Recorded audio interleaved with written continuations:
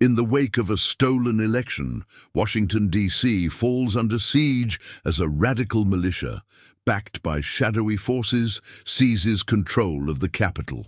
Matthew "Hawk" Grayson, a former Green Beret turned security contractor, finds himself trapped inside the chaos. As he joins forces with FBI cyber specialist Sofia Carter and the reluctant but battle-hardened detective Kane, they uncover a far more insidious plot, one not just to overthrow the government, but to erase democracy itself. With the resistance shattered and their allies dwindling, Hawk and his team race against time to expose the truth before the world is permanently reshaped by those in power. But when their final broadcast is cut short and an even greater force emerges from the shadows, they realize they've only just begun to scratch the surface of a conspiracy that reaches far beyond Washington. Now, with the fate of the country resting on a divided and desperate people, Hawk faces an impossible choice: fight a battle that cannot be won, or ignite something far greater. The world is watching. The war is not over, and for the first time the enemy is afraid. Hold on a moment before we move forward. Let us know where in the world you're watching from. And if you're loving these stories, don't forget to hit subscribe. Tomorrow's episode is going to be absolutely mind-blowing. The air in Washington, D.C. had an electric charge to it, the kind of tension that clung to the skin, invisible yet impossible to ignore. It was Election Day in the United States, and across the country, millions were lining up at polling stations, casting their ballots with the quiet belief that their votes mattered, that democracy would carry on as it always had. Matthew "Hawk" Grayson wasn't so sure. He adjusted the earpiece hidden beneath the collar of his dark jacket, standing at the corner of a busy intersection, eyes scanning everything. Every face, every movement, every subtle shift in the energy of the crowd. The polling station in front of him, a historic red brick courthouse, was swarming with activity. Civilians, security personnel, a handful of local cops managing the flow of voters. To most, it was an ordinary election scene. To Hawk, it was a battlefield waiting to be defined. The SUV parked a few feet away belonged to Sentinel Security, the private firm that had hired him for the day. Officially, his role was simple: monitor potential threats, keep an eye on the courthouse, and intervene if necessary. Unofficially, he was waiting for something to go wrong, because in his experience, when things were too quiet, too routine, it meant trouble was just waiting for its moment. Then he heard it. Not a gunshot, not an explosion. Engines. At first, it was just a murmur on the wind, a distant rumble that could have been dismissed as city traffic, but it grew louder, closer, more deliberate. Hawk turned, slipping a pair of sunglasses over his sharp blue eyes, and focused down the avenue. The first motorcycle appeared from around the bend, then another and another. Within seconds, an entire convoy of bikers flooded the street, moving in tight formation. Hawk tensed. This wasn't a coincidence. The lead rider was impossible to miss. Elias Reaper Mercer. Hawk had heard the name before. Former military, a decorated soldier turned radical. Mercer had been kicked out of the service under circumstances that weren't exactly public knowledge, but those in the right circles had heard the whispers: war crimes, insurrectionist leanings. A man who saw the government he once served as an enemy. And now he was here, on Election Day, leading a pack of heavily armed bikers through the nation's capital. Hawk's fingers twitched near the concealed pistol at his hip. The bikers weren't wearing casual leather vests. Their gear was tactical, armored plates beneath thick jackets, weapons strapped to their backs. No attempt to hide them, no fear of consequence. They wanted to be seen. Through the comms, a voice crackled to life. "Grayson, you seeing this?" "Yeah," Hawk muttered, never taking his eyes off the convoy. "And I don't like it." The bikers roared past the courthouse, their engines echoing between the buildings like thunder before a storm. Some bystanders stepped back, uneasy. A few took out their phones to record. Others just watched in quiet confusion. Hawk noted everything. The way Mercer's head turned slightly toward the courthouse, The brief, almost imperceptible nod he gave to one of his riders, that was a signal something was about to happen. Then as quickly as they arrived, the bikers passed, continuing down the avenue. Hawk exhaled slowly, but his gut told him this wasn't over. This was just the beginning. He turned and headed for his SUV, clicking the door open with a single touch. Inside, the digital security monitor mounted to the dashboard showed multiple feeds from cameras positioned around the polling station. He rewound the footage, watching the bikers again. There, one of them near the back of the convoy had done something subtle. As they passed the courthouse, he had reached into his pocket, pulled something out, and tossed it toward the curb. Hawk's eyes narrowed. A test run. They were planting something. He was moving before he could think twice, cutting across the street, weaving through the slow-moving foot traffic. A few poll workers glanced at him but said nothing. He reached the curb where the object had landed. A small, metallic cylinder, partially hidden in the gutter. He crouched, running a gloved hand over the surface. Not a bomb, not a grenade, a jammer. It wasn't active yet, but he knew exactly what it would do. Once triggered, it would block emergency communications, cutting off cell service, police radio frequencies, and secure government channels. Hawk's chest tightened. They were planning an assault.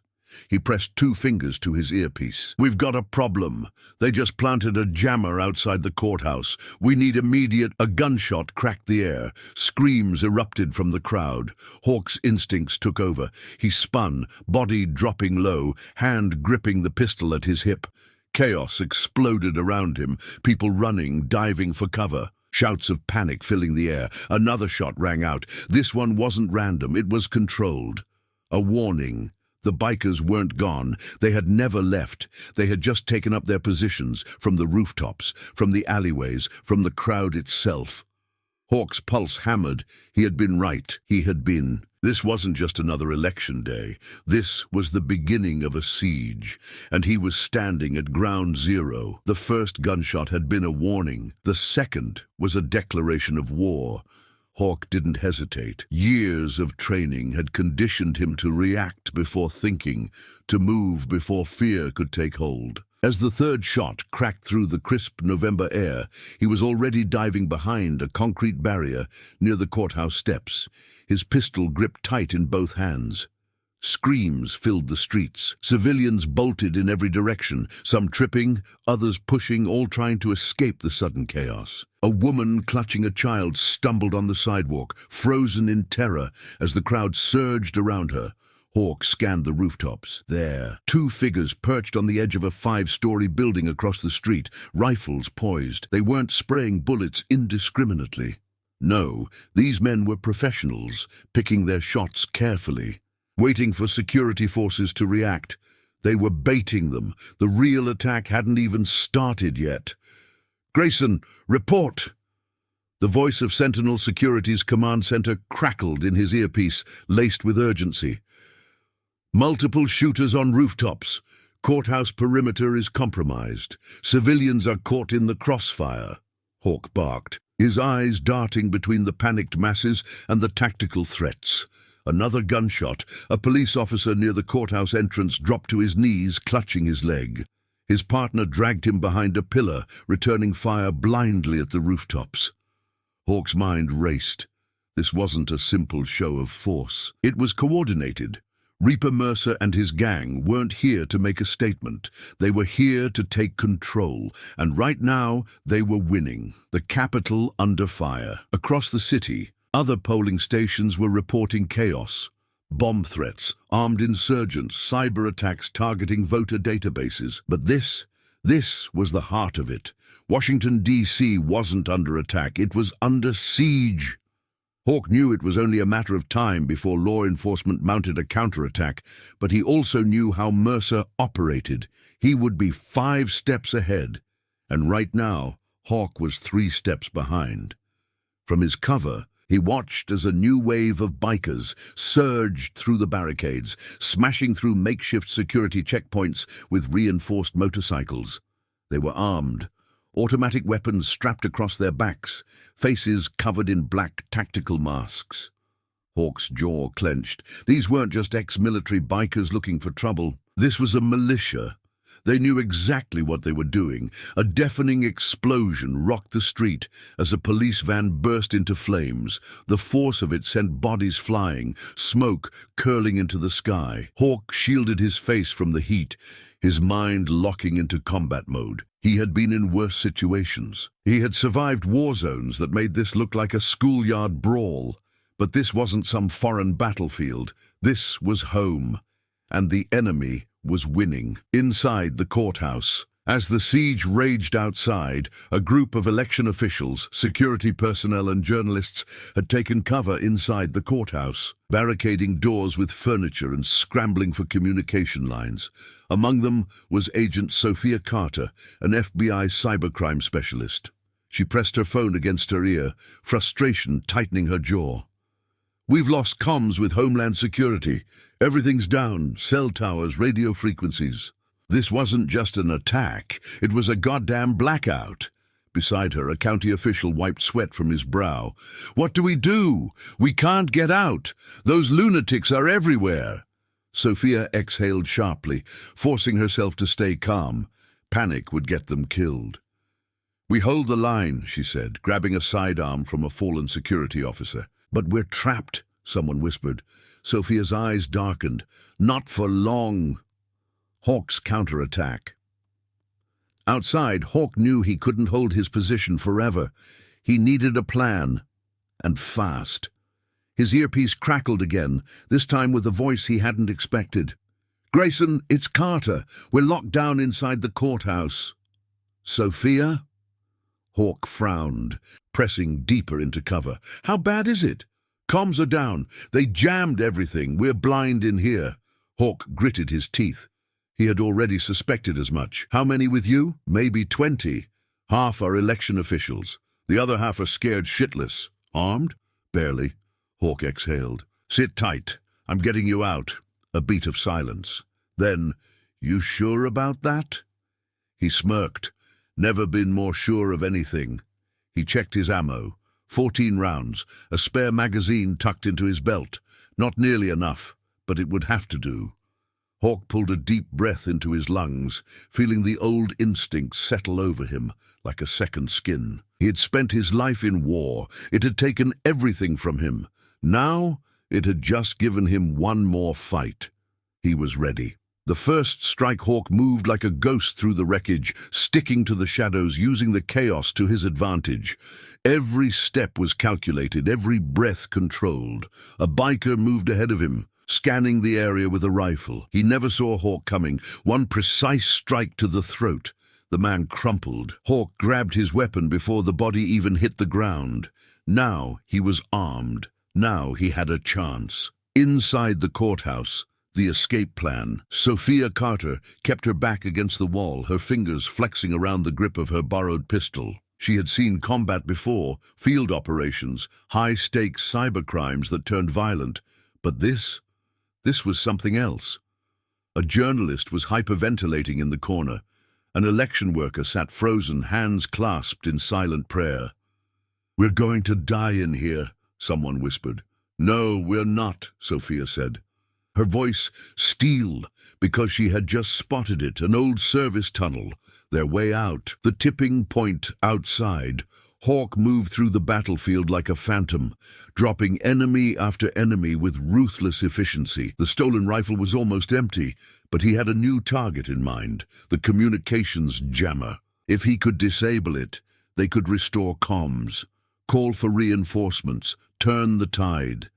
He saw the device, mounted near an overturned police cruiser, wires snaking across the pavement. A lone biker guarded it, his back turned.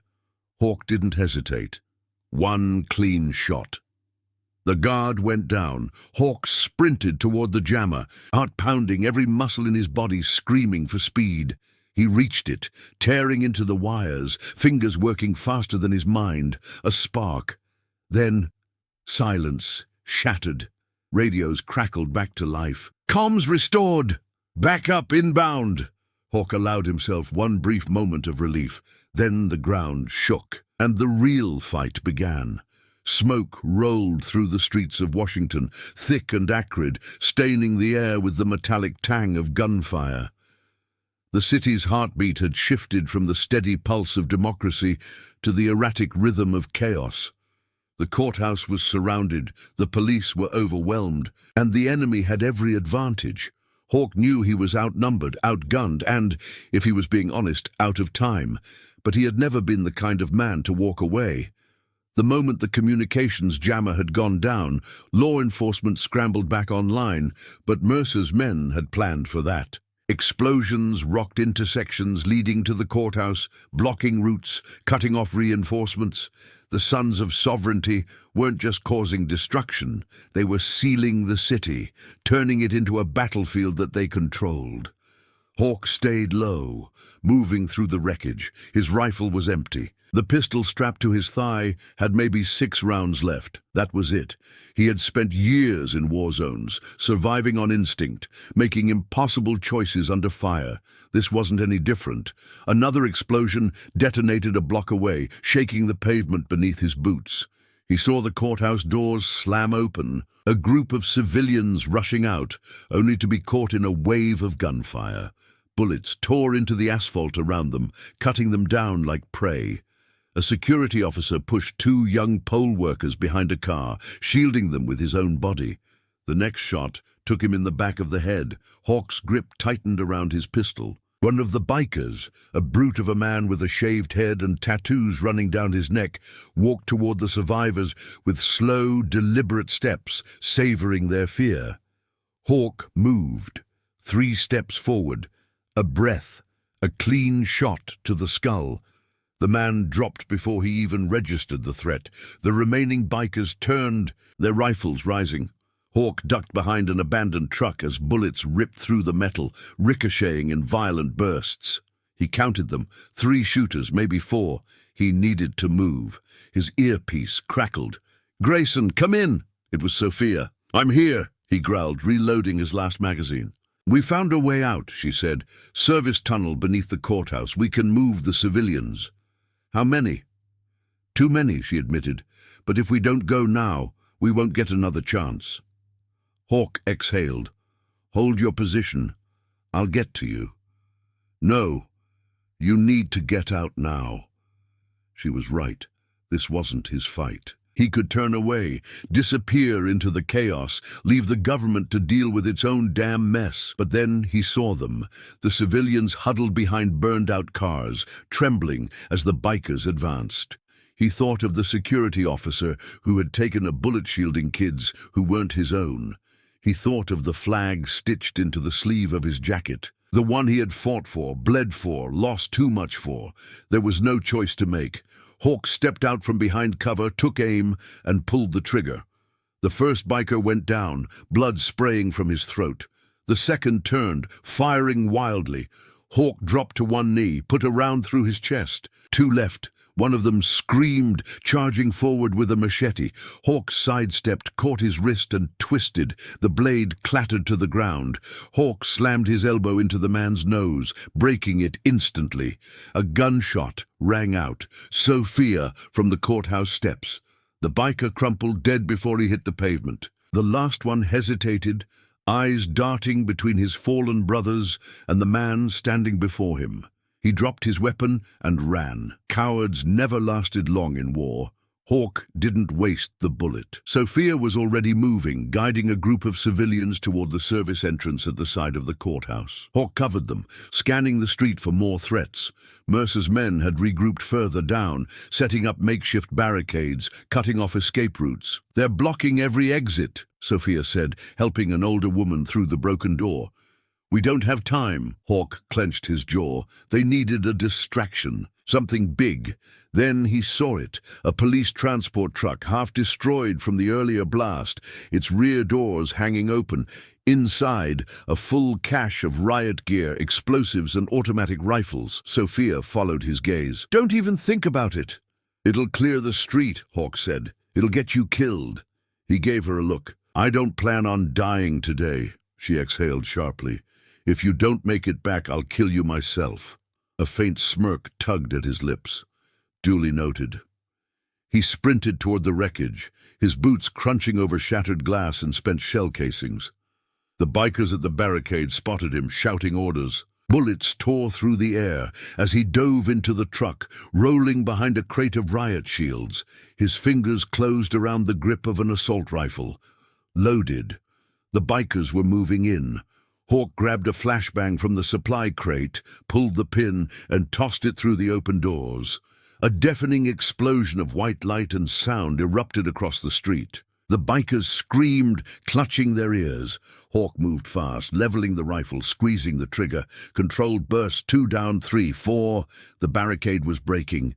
Through the chaos, Hawk saw Mercer standing at the edge of the battle, watching, waiting. The bastard wasn't even fighting, he was orchestrating. Hawk's blood burned. This wasn't about politics. It never had been. This was about control, power. Mercer had chosen today for a reason. And now Hawk had chosen too. He emptied the last of his ammo into the wreckage, then ran. Sofia and the civilians were already moving through the tunnel. She reached for him as he jumped through the door, slamming it shut behind him. The sounds of battle faded. The darkness swallowed them whole. They weren't safe yet, not even close. But they were still alive. And Hawk was just getting started. The tunnel reeked of damp stone and stale air, the kind of place that hadn't been used in decades. The walls were lined with rusted pipes, some of them dripping water onto the cracked concrete floor. Hawk moved at the front, rifle raised, scanning every corner. Behind him, Sofia guided the civilians, whispering words of reassurance as their frightened footsteps echoed through the narrow space. The city above them was burning, but down here they had a chance to breathe. Hawk didn't trust that chance to last. The sound of gunfire had faded behind them, but it was only a matter of time before Mercer's men realized they were gone. Hawk's mind worked fast, assessing their options.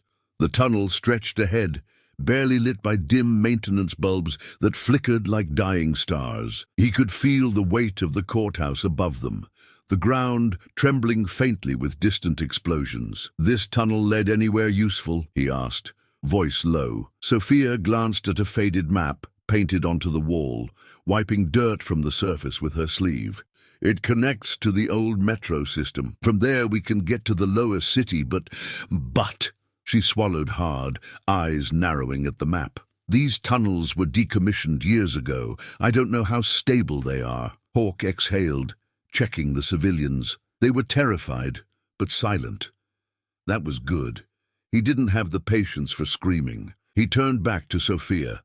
"No choice. We move." They pushed deeper. Hawk led the way, his senses razor-sharp. Every shift in the air, every creak of the walls, every flicker of light, it all registered in his mind. Years of combat had made him a machine in situations like this, focused, detached, alive. Then he heard it. Footsteps, not theirs, too controlled, too deliberate. He raised a fist. Everyone froze. Sofia's breath hitched. The civilians huddled close, eyes darting toward the darkness ahead. Hawk listened. The footsteps weren't rushing. They were patient, hunting. Mercer had found them. Hawk turned to Sofia, barely whispering, "Get them out of here." She shook her head. "Not without you. Not negotiable." "Hawk!" He grabbed her wrist, squeezing just enough to make sure she understood. "You keep them alive. I'll buy you time." A flicker of hesitation. Then she nodded, grabbing the nearest election worker and pulling them forward. The group disappeared into the shadows. Hawk turned back, pressing himself against the tunnel wall. The footsteps drew closer. Hawk waited.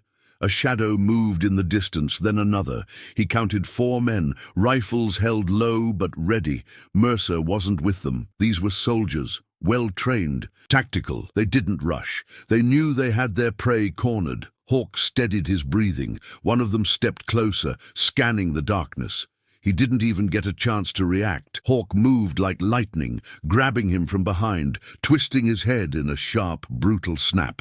The body slumped silently to the ground. The others turned, Too late. Hawk fired twice, controlled shots to the chest. The tunnel exploded with sound. The last man ducked behind a pillar, returning fire.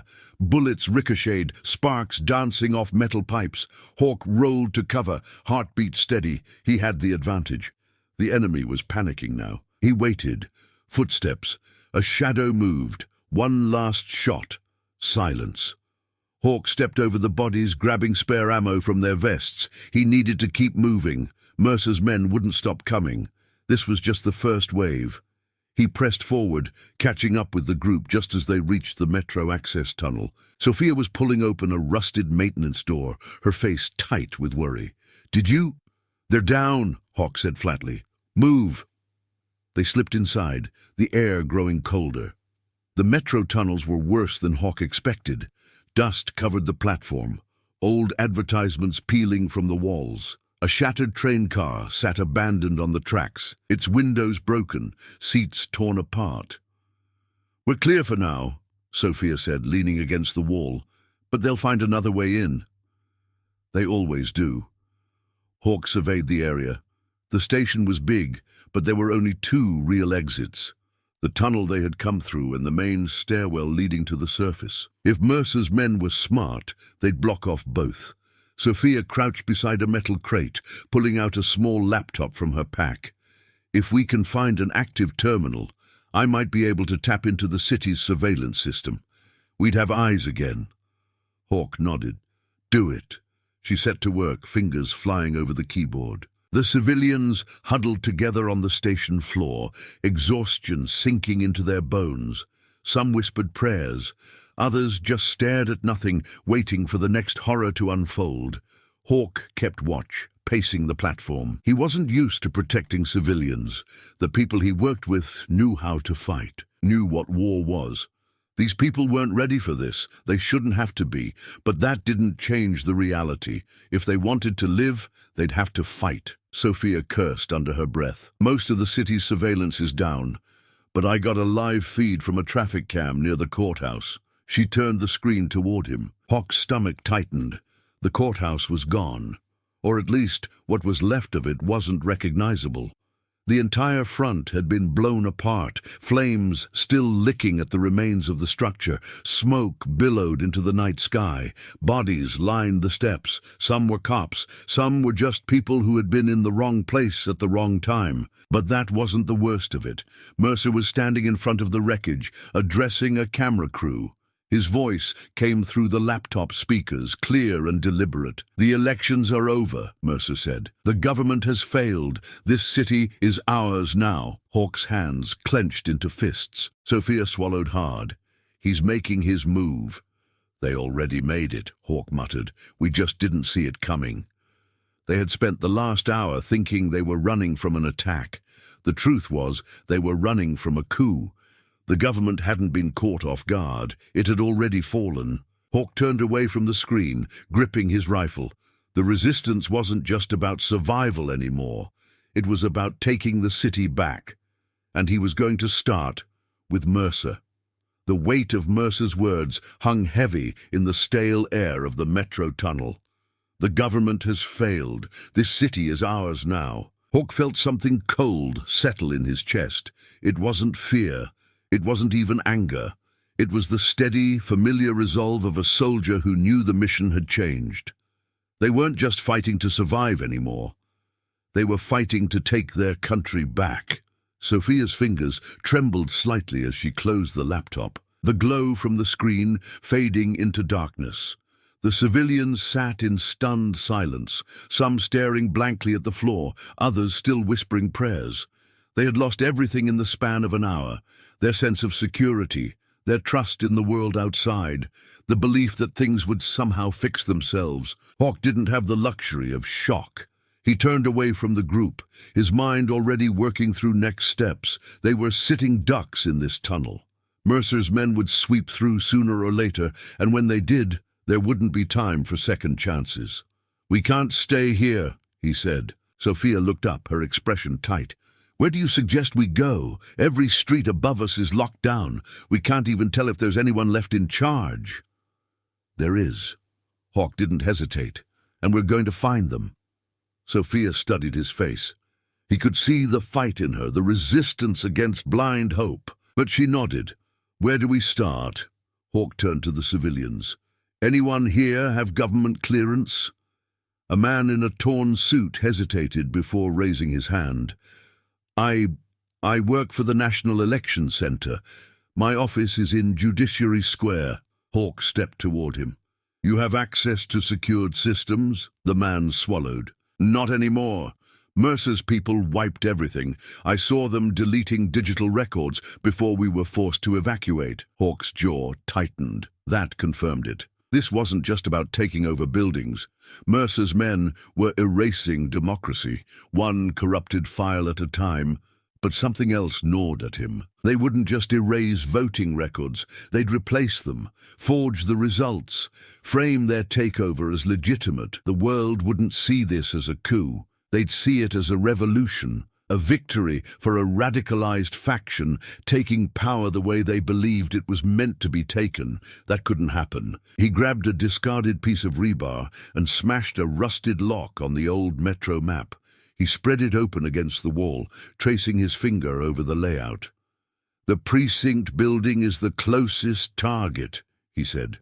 "It's the best chance for us to re-establish comms, get in touch with anyone still fighting." Sofia frowned. "You think anyone's still fighting?" Hawk looked her in the eyes. "I know they are." She held his gaze for a beat longer, then nodded. "Then let's move." They guided the civilians deeper into the tunnels, keeping close to the walls. Every step felt like walking through a graveyard. The underground smelled like damp rot. The abandoned infrastructure of a city that had long since forgotten these tunnels even existed. Hawk kept his rifle raised, ears trained for the smallest shift in sound. It wasn't long before they found bodies, not civilians, Mercer's men. Hawk crouched beside one, flipping the corpse onto its back. A clean kill, shot through the head, tactical, efficient. Someone else was fighting back. He glanced at Sofia. "We're not alone down here." Before she could respond, the sound of footsteps echoed from deeper in the tunnel. Hawk raised a fist, motioning for silence. Sofia ushered the civilians into a darkened alcove as Hawk pressed himself into the shadows, his finger resting lightly on the trigger. The footsteps grew louder, more than one person, controlled movements. Then a voice, low, deliberate. "Grayson?" Hawk exhaled slowly, stepping out of the darkness. "Who's asking?" A figure emerged from the tunnel ahead, dressed in tactical gear, a rifle slung over his shoulder. Hawk recognized him instantly, Detective Marcus Kane, one of the best damn cops DC had. Kane lowered his rifle slightly, his eyes scanning Hawk's face. "I figured you'd still be kicking." "Didn't plan on dying today," Hawk said. "Yet." Kane's expression darkened. "You've seen what's happening up there." Hawk nodded. "I saw enough." "They've taken most of the city," Kane said. "Locked it down. Feds are scattered. Local PDs either dead or flipped. We've got isolated pockets of resistance, but Mercer planned this too well. He's calling himself the new face of America." Hawk's grip on his rifle tightened. "Not for long." Kane gave a humorless chuckle. "You always were an optimist." Sofia stepped forward. "We need to get to the precinct, re-establish comms." Kane shook his head. "Not happening. That place is crawling with Mercer's people. Even if we got in, their cyber teams would have us locked out before we could do anything." "We don't need to get in," Hawk said. "We just need to make a statement." Kane studied him for a long moment. Then he smirked. "I like where this is going." They moved fast. Kane led them through the tunnels, guiding them toward an emergency exit that surfaced behind an old abandoned warehouse. Hawk took point, scanning the streets as they emerged from underground. It was worse than he thought. The city had become a war zone. Military vehicles patrolled the streets, their insignias stripped away, replaced with Mercer's twisted ideology. Civilians were forced into checkpoints, lined up against walls as masked men shouted orders. The American flags still flew above government buildings, but it had been tainted, claimed by those who believed only they had the right to it. Hawk turned to Kane. "How many men do you have?" "Not enough," Kane admitted, "but enough to cause a problem. That's all we need." Kane's radio crackled. "Command, we're in position," a voice responded. "Targets acquired." Waiting for the go, Kane nodded to Hawk. "This is where we hit them." Hawk raised his rifle, exhaling slow. For the first time since the siege began, they weren't just running, they were fighting back. He took aim at the nearest checkpoint, where 3 of Mercer's men were patrolling the line of civilians. Then he pulled the trigger. The first shot took one of them in the throat. The second dropped another before he could even react. Screams erupted. Chaos followed. Kane's men opened fire from their positions, cutting through the mercenaries before they could recover. The checkpoint was theirs in seconds. Hawk moved forward, his voice steady. "Get the civilians clear." Sofia was already on it, ushering people away from the streets. Some were too afraid to move at first, but then they saw what had happened. They saw Mercer's men lying in the dirt, and they saw the men who had taken them down. Hope was a dangerous thing, and right now it was spreading. Kane reloaded. "They're gonna hit back fast," Hawk nodded. "Let them." Sofia grabbed his arm. "We just started a war." Hawk met her eyes. "No." He looked past her, at the civilians running to safety, at the silent buildings watching from the distance, at the American flag above them, still waving in the wind. "We just reminded them who it belongs to." The bodies of Mercer's men still lay in the street when the first retaliation came. The resistance had barely cleared the civilians before the city seemed to explode with movement. The crack of sniper fire rang out from the rooftops, forcing Hawk and Kane's team into cover behind the stolen checkpoint barricades. A bullet clipped a street sign near Hawk's head, spinning metal through the air. "Snipers! Multiple positions," Kane said, pressing his back against a concrete barrier. "Yeah, I noticed," Hawk muttered, shifting his weight, scanning their surroundings. "They're not holding back." He caught movement down the street. More bikers were advancing fast. Tactical, not just roaring in on motorcycles like street thugs. They were ex-military, moving with precision, using cover, preparing to take back what they had lost. Then the radio crackled, a voice calm, deliberate, with just a hint of amusement. "Well, well, looks like the legend still has a little fight left in him." Hawk felt his pulse slow, steady. He knew that voice, Mercer. Hawk exhaled, gripping the radio clipped to his vest. "And here I thought you'd be leading from the front." "Oh, I am," Mercer said. "But I like to savor these moments. You did good, Grayson, real good. But you know this doesn't end with some street fight. You know how this goes." Hawk looked around. They were pinned. If they stayed, they'd be wiped out. If they ran, they'd be hunted. Mercer wasn't just talking. He was letting Hawk feel it. The walls closing in. The weight of a battle he couldn't win. "You don't have to die for a government that doesn't give a damn about you," Mercer continued. "You were one of the best, Grayson. You still are. But look around. This fight, it's already over." Hawk's jaw tightened. He had heard this speech before, in different voices, in different war zones. He knew what Mercer was trying to do. Break him before the real fight even started. Kane grabbed Hawk's shoulder, whispering, "We gotta move. They'll box us in." Hawk ignored him for a second, pressing the radio to his lips. "Tell me something, Mercer," he said. "If you already won, why are you still trying to convince me?" There was silence on the other end. Then Mercer laughed. A short, dark chuckle. "I'm gonna enjoy putting you down, old man." The radio cut out. Hawk turned to Kane. "We need an escape route." Kane scanned the street. "North alley behind the bakery leads to the subway tunnels." "Go." Kane motioned for his men, covering their retreat as Hawk and Sofia led the way through the wreckage. They moved fast, sticking to the shadows, hearing the shouts behind them as Mercer's men realized they were pulling back. Another gunshot rang out. One of Kane's officers staggered, blood blossoming at his shoulder. Hawk grabbed him, hauling him into the alley as Kane fired a suppressing burst over his shoulder. "We're running out of options," Sofia said. "No," Hawk said. "We're just getting started." They pushed into the subway entrance, down the stairs, into the darkness. Hawk's boots echoed against the tile floor as he moved, his rifle up, scanning every inch of the abandoned station. The flickering lights cast long shadows against graffiti-covered walls. Kane crouched beside the wounded officer, pressing gauze to his shoulder. "He'll make it, but we can't drag him through another firefight." Hawk nodded. "We'll hold here, regroup." Sofia knelt, pulling out her laptop. If I can get a signal, I might be able to tap into their communications.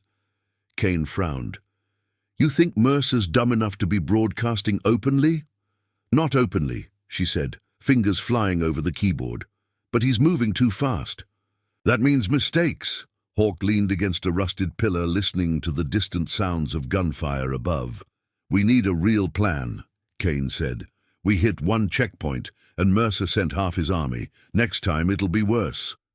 Hawk knew he was right, but he also knew Mercer. The man was arrogant, but he wasn't reckless. He wanted control, not just carnage. That meant he needed people on his side. Fear alone wouldn't be enough. He's going to stage something, Hawk said. Kane raised an eyebrow. Like what? Something big, something public. He's not just taking over the city, he's rewriting the story. Sofia's screen flickered. Got something. Hawk and Kane moved beside her, watching as a grainy security feed came online. The image was shaky, taken from a hacked traffic cam overlooking the National Mall. There, in the center of the screen, was Mercer. He stood in front of the Capitol building, surrounded by his men. Behind him, civilians were on their knees, hands zip-tied behind their backs. Some of them looked like government workers, others looked like journalists. And in the center of them all, blindfolded and on her knees, was the mayor of Washington, D.C. Kane swore under his breath. Mercer's voice cut through the static. Calm and controlled. This country is sick, he said, his words carrying across the empty streets. And sometimes the only cure is fire. Hawk felt his chest tighten. This is what happens when you let cowards run a nation, Mercer continued. Weak men, weak leaders. They tell you to trust the system, to wait for things to get better, but the system is broken.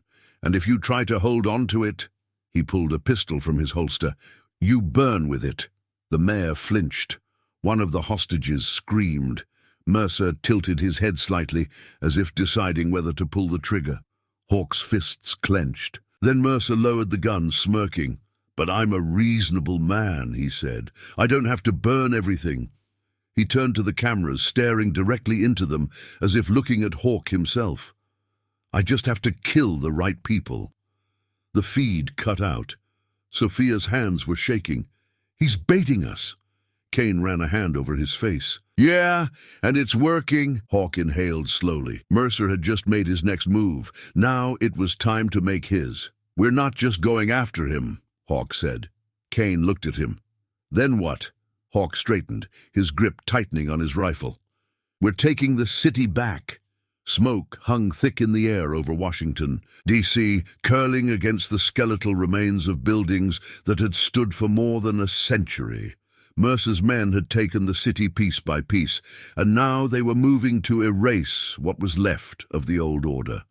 The voting centers, the courts, the government records, everything that tethered the country to its laws was being systematically dismantled. Hawk stood on the platform of the abandoned metro station, his rifle resting against his chest, watching as Sofia scrolled through fragmented security feeds. The underground hideout was holding for now, but every hour above them, Mercer was rewriting history. They're burning ballots, Sofia said. Sofia. Her voice was tight, controlled, but he could hear the strain beneath it. All remaining polling stations, some of them still had people inside. Hawk exhaled slowly, forcing his grip to relax before he shattered the stock of his rifle. Kane leaned against a pillar, arms crossed. It's not just polling stations. They're hitting record archives too, destroying digital backups. The official count will be gone before the night's over. Sofia shook her head. No, that's not enough. They wouldn't just delete the votes. They'd replace them. Kane frowned. With what? With their own results, she said, turning the screen to them. Look at this. Mercer's men aren't just deleting the election, they're making it look like it was rigged, fabricating evidence, altering counts, rerouting server logs. When this is over, the world won't think Mercer staged a coup, they'll think he was stopping one. Hawk stared at the screen, feeling something cold settle deep inside him. This wasn't just an attack. This wasn't just Mercer seizing power. It was Mercer rewriting the truth. Kane ran a hand over his face. Jesus Christ. Sofia tapped furiously at the keyboard. I can stop the data erasure, but I can't reverse the forgeries. They've got access to federal servers. If we don't hit them now, the entire election, every vote, every official result, will be gone. Hawk didn't hesitate. Where? Sofia hesitated. The National Election Center. They've converted it into a command post. It's crawling with Mercer's people. Then we need to get in, Kane snorted. You just saw what they did to the courthouse. That place is locked down tight. Hawk looked at him. So was Baghdad. I got in there too. Kane shook his head. You had an entire unit backing you up. We have what? A couple of cops and some scared bureaucrats? No. Hawk turned toward the darkened tunnels leading back into the city. We have an entire city full of people who don't want to live under Mercer's rule. They just don't know how to fight yet. Sofia frowned. You're not seriously suggesting we recruit civilians for this? You saw what happened when we took the checkpoint, Hawk said. The people watching didn't just run. They fought back. They're afraid, but they want something to believe in. We give them that. We don't just take back a building. We take back the city. Sofia exhaled, glancing at Kane. He muttered a curse. Fine. But if we get shot in the face by some idiot with a homemade bomb, I'm blaming you. Hawk cracked a rare smile. Noted. They moved out. Emerging from the tunnels was a calculated risk. Mercer's men were still hunting them, but the city was alive with tension, the undercurrent of resistance growing stronger with each hour. As they crept through back alleys and collapsed buildings, Hawk could feel it, civilians watching from windows, whispering in doorways, waiting for someone to make a move. He didn't have an army, but he had something just as dangerous, an idea. They hit the first outpost fast, taking down 3 of Mercer's men before the rest even knew they were there. Word spread quickly. By the time they reached the next neighborhood, Kane had secured weapons from a cache hidden by local cops who had refused to surrender. They armed who they could, taught the others how to move, how to hold a weapon without shooting themselves. It wasn't much, but it was something. The National Election Center loomed ahead, a fortress of glass and steel, floodlights illuminating the streets around it. Trucks lined the perimeter, guards posted at every entrance. Inside, Mercer's cyber teams worked tirelessly, corrupting the final traces of democracy with each passing second. Kane studied the layout through binoculars. No way we're getting in clean. We don't need to get in clean, Hawk said. We just need to get in. Sofia adjusted the earpiece in her ear. I can take down their network, but I need 10 uninterrupted minutes at a terminal inside. That's all, Kane muttered. Hell, why don't you ask for an espresso while you're at it? Hawk ignored them, focusing on the building's weak points. The security was tight, but Mercer's arrogance was tighter. They weren't expecting a full-scale attack. They were expecting fear. Hawk intended to give them something else. They moved fast. The first wave hit the outer patrols, silencing them before alarms could sound. Kane's men followed, spreading out, creating chaos. Smoke bombs in the alleys, Molotovs against empty cars, anything to make Mercer's forces react. Hawk pushed forward, rifle raised, weaving through the chaos. He took down a guard at the loading dock, pressing his back against the wall as he motioned for Sofia. Go. She sprinted inside, disappearing into the dimly lit corridors. Hawk followed, Kane right behind him. Gunfire erupted ahead. Mercer's men had finally caught on. Sofia ducked behind a row of server racks, her hands flying over the keyboard. Almost there. Kane fired down the hallway. They're closing in. Hawk grabbed a nearby guard, slamming him against the wall. Where's Mercer? The man spit blood, glaring at him. Already gone. Hawk's fist connected with his jaw before he even realized he was throwing the punch. Not good enough! A gunshot rang out. Kane staggered back, blood seeping from his arm. He cursed, pressing a hand to the wound. They're inside, he growled. We need to go. Sofia's screen flashed green. Got it! Hawk didn't hesitate. Pull it and run. She ripped a hard drive from the terminal, stuffing it into her pack. They moved fast, racing through the corridors as bullets tore through the walls. They hit the street just as reinforcements arrived. Mercer's men pouring in from all directions. Smoke choked the air, sirens wailing in the distance. Hawk turned to Sofia. "Can you stop the forgeries?" She exhaled, sweat dripping down her temple. "I can fix enough of it to expose them." "That's all we need." Kane swayed slightly, the blood loss taking its toll. "We just hijacked the biggest election fraud in history. What the hell do we do now?" Hawk turned to the city beyond them, to the people watching from the shadows, waiting to see who would win. He squared his shoulders. "We take it all back." The city was on fire. Not just from the burning wreckage of the past 24 hours, but from something deeper, something that couldn't be doused with water or extinguished by force. Mercer's people had the guns, the numbers, the strategy, but they didn't have control. Not yet. The resistance was growing, feeding on the fear and anger of those who refused to bow, and Hawk intended to fan that flame into an inferno. They had barely made it out of the National Election Center alive. Kane's wound was bad, but not fatal. Sofia had managed to extract enough data to prove Mercer was fabricating results, manipulating the world into believing his takeover was a righteous act. Now they had something real, something they could use to rally more than just survivors. Hawk guided them back through the underground, slipping through old maintenance tunnels until they emerged into the skeleton of an abandoned hotel in the lower city. A safe house, if anything in this city could still be called safe. It was one of the last places that hadn't fallen under Mercer's control, hidden behind blocks of collapsed roads and the burned-out husks of forgotten buildings. Kane's people were already there, patching up wounds, whispering about what came next. Hawk didn't waste time. He stepped into the center of the room, his voice cutting through the tension like a blade. "We have one shot at this. Mercer thinks he's already won. We show him he hasn't." Kane was leaning against a table, his arm freshly bandaged, eyes sharp despite the pain.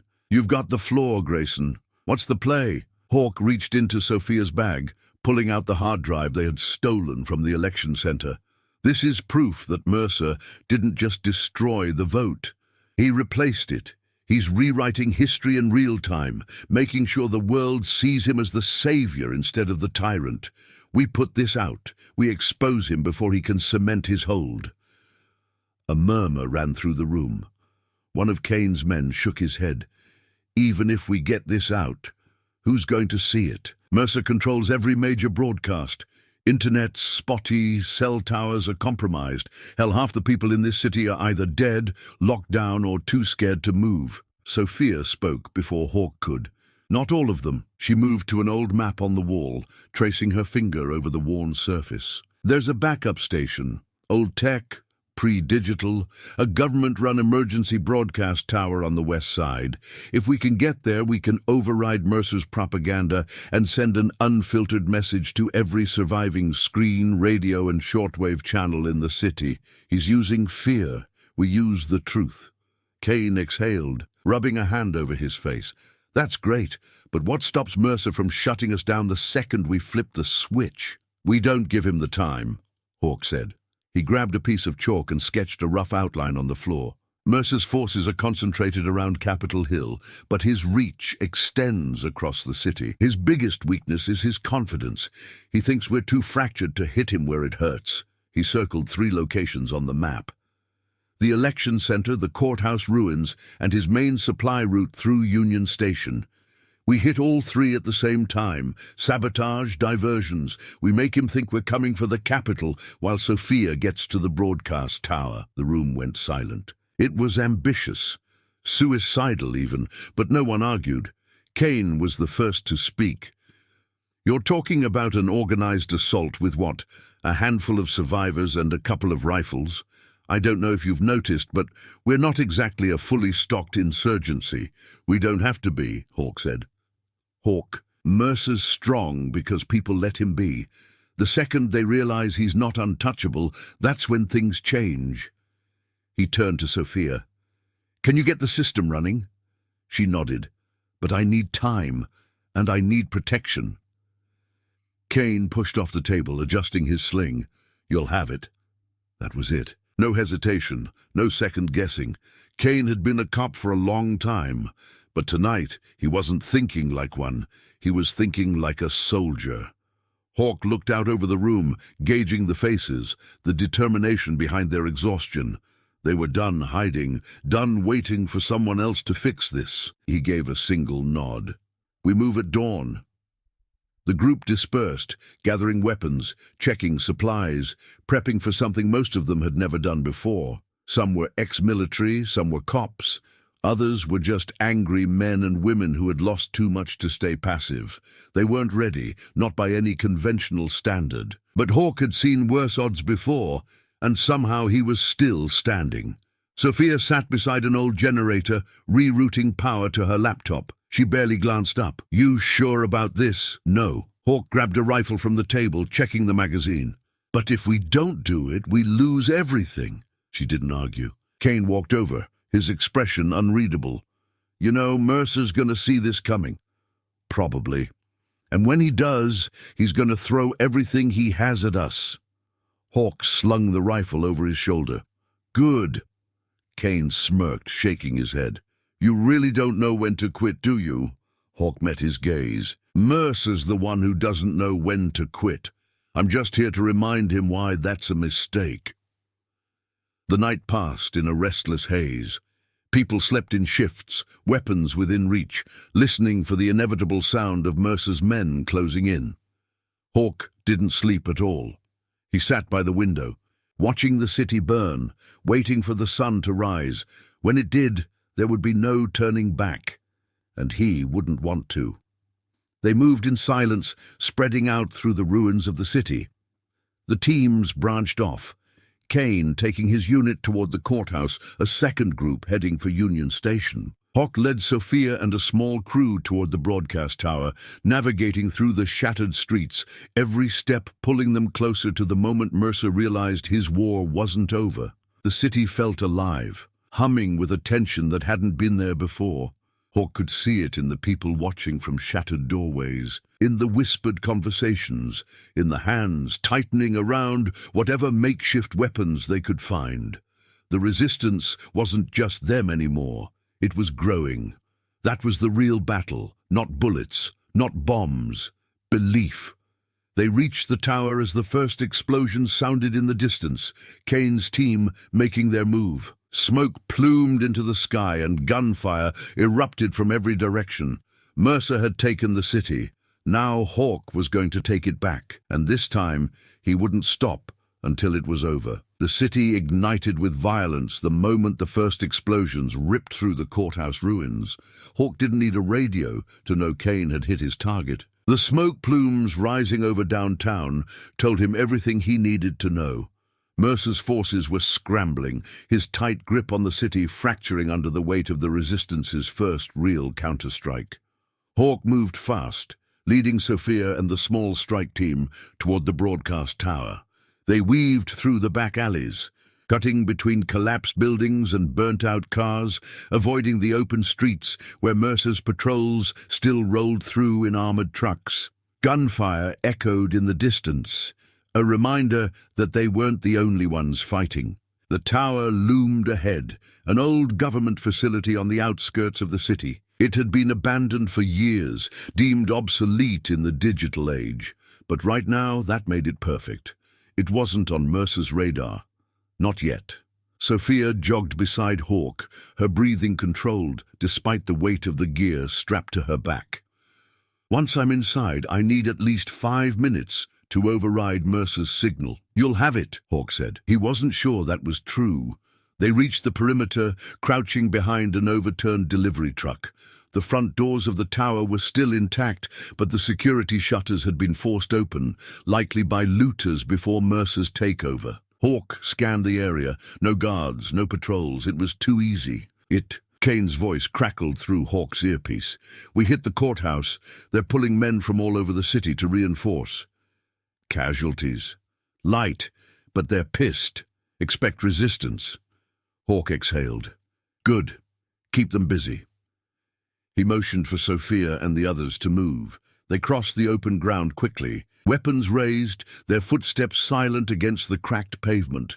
Hawk reached the door first, pressing himself against the frame, listening. Nothing. He gave Sofia the signal. She slipped inside first, pistol drawn, eyes scanning the darkened lobby. Hawk followed, sweeping the corners, his rifle trained on the shadows. The place smelled of dust and rust, the air stale from years of neglect. They moved toward the control room, past empty offices and shattered windows. Sofia reached the door first, typing a quick sequence into the old security panel. The lock clicked open. The room was exactly what they needed. Outdated but functional. Massive server racks lined the walls, blinking consoles covered in dust. The old emergency broadcasting equipment was still intact, untouched by the chaos outside. Sofia set her pack down, pulling out her laptop. "This is going to take a minute." Hawk nodded, stepping back to the doorway. He signaled 2 of their men to take position at the windows. Then he heard it, a low, distant rumble. Engines, heavy, not bikes, trucks. He turned to the others. "We've got company." One of the men at the window swore. "That's not Mercer's guys." Hawk moved to look. A convoy of armored vehicles rolled down the street toward the tower. Not Mercer's patched-up militia trucks. These were something else, sleek, unmarked, professional. Then he saw the men stepping out. Not bikers, not ex-soldiers. Mercenaries. Hawk's stomach twisted. This was bigger than he thought. Sofia's voice broke through his thoughts. "I'm locked in. Transferring files now? You need to move faster." She didn't ask why. She just worked. The first gunshot shattered the silence. A bullet tore through the window, sending shards of glass raining over the consoles.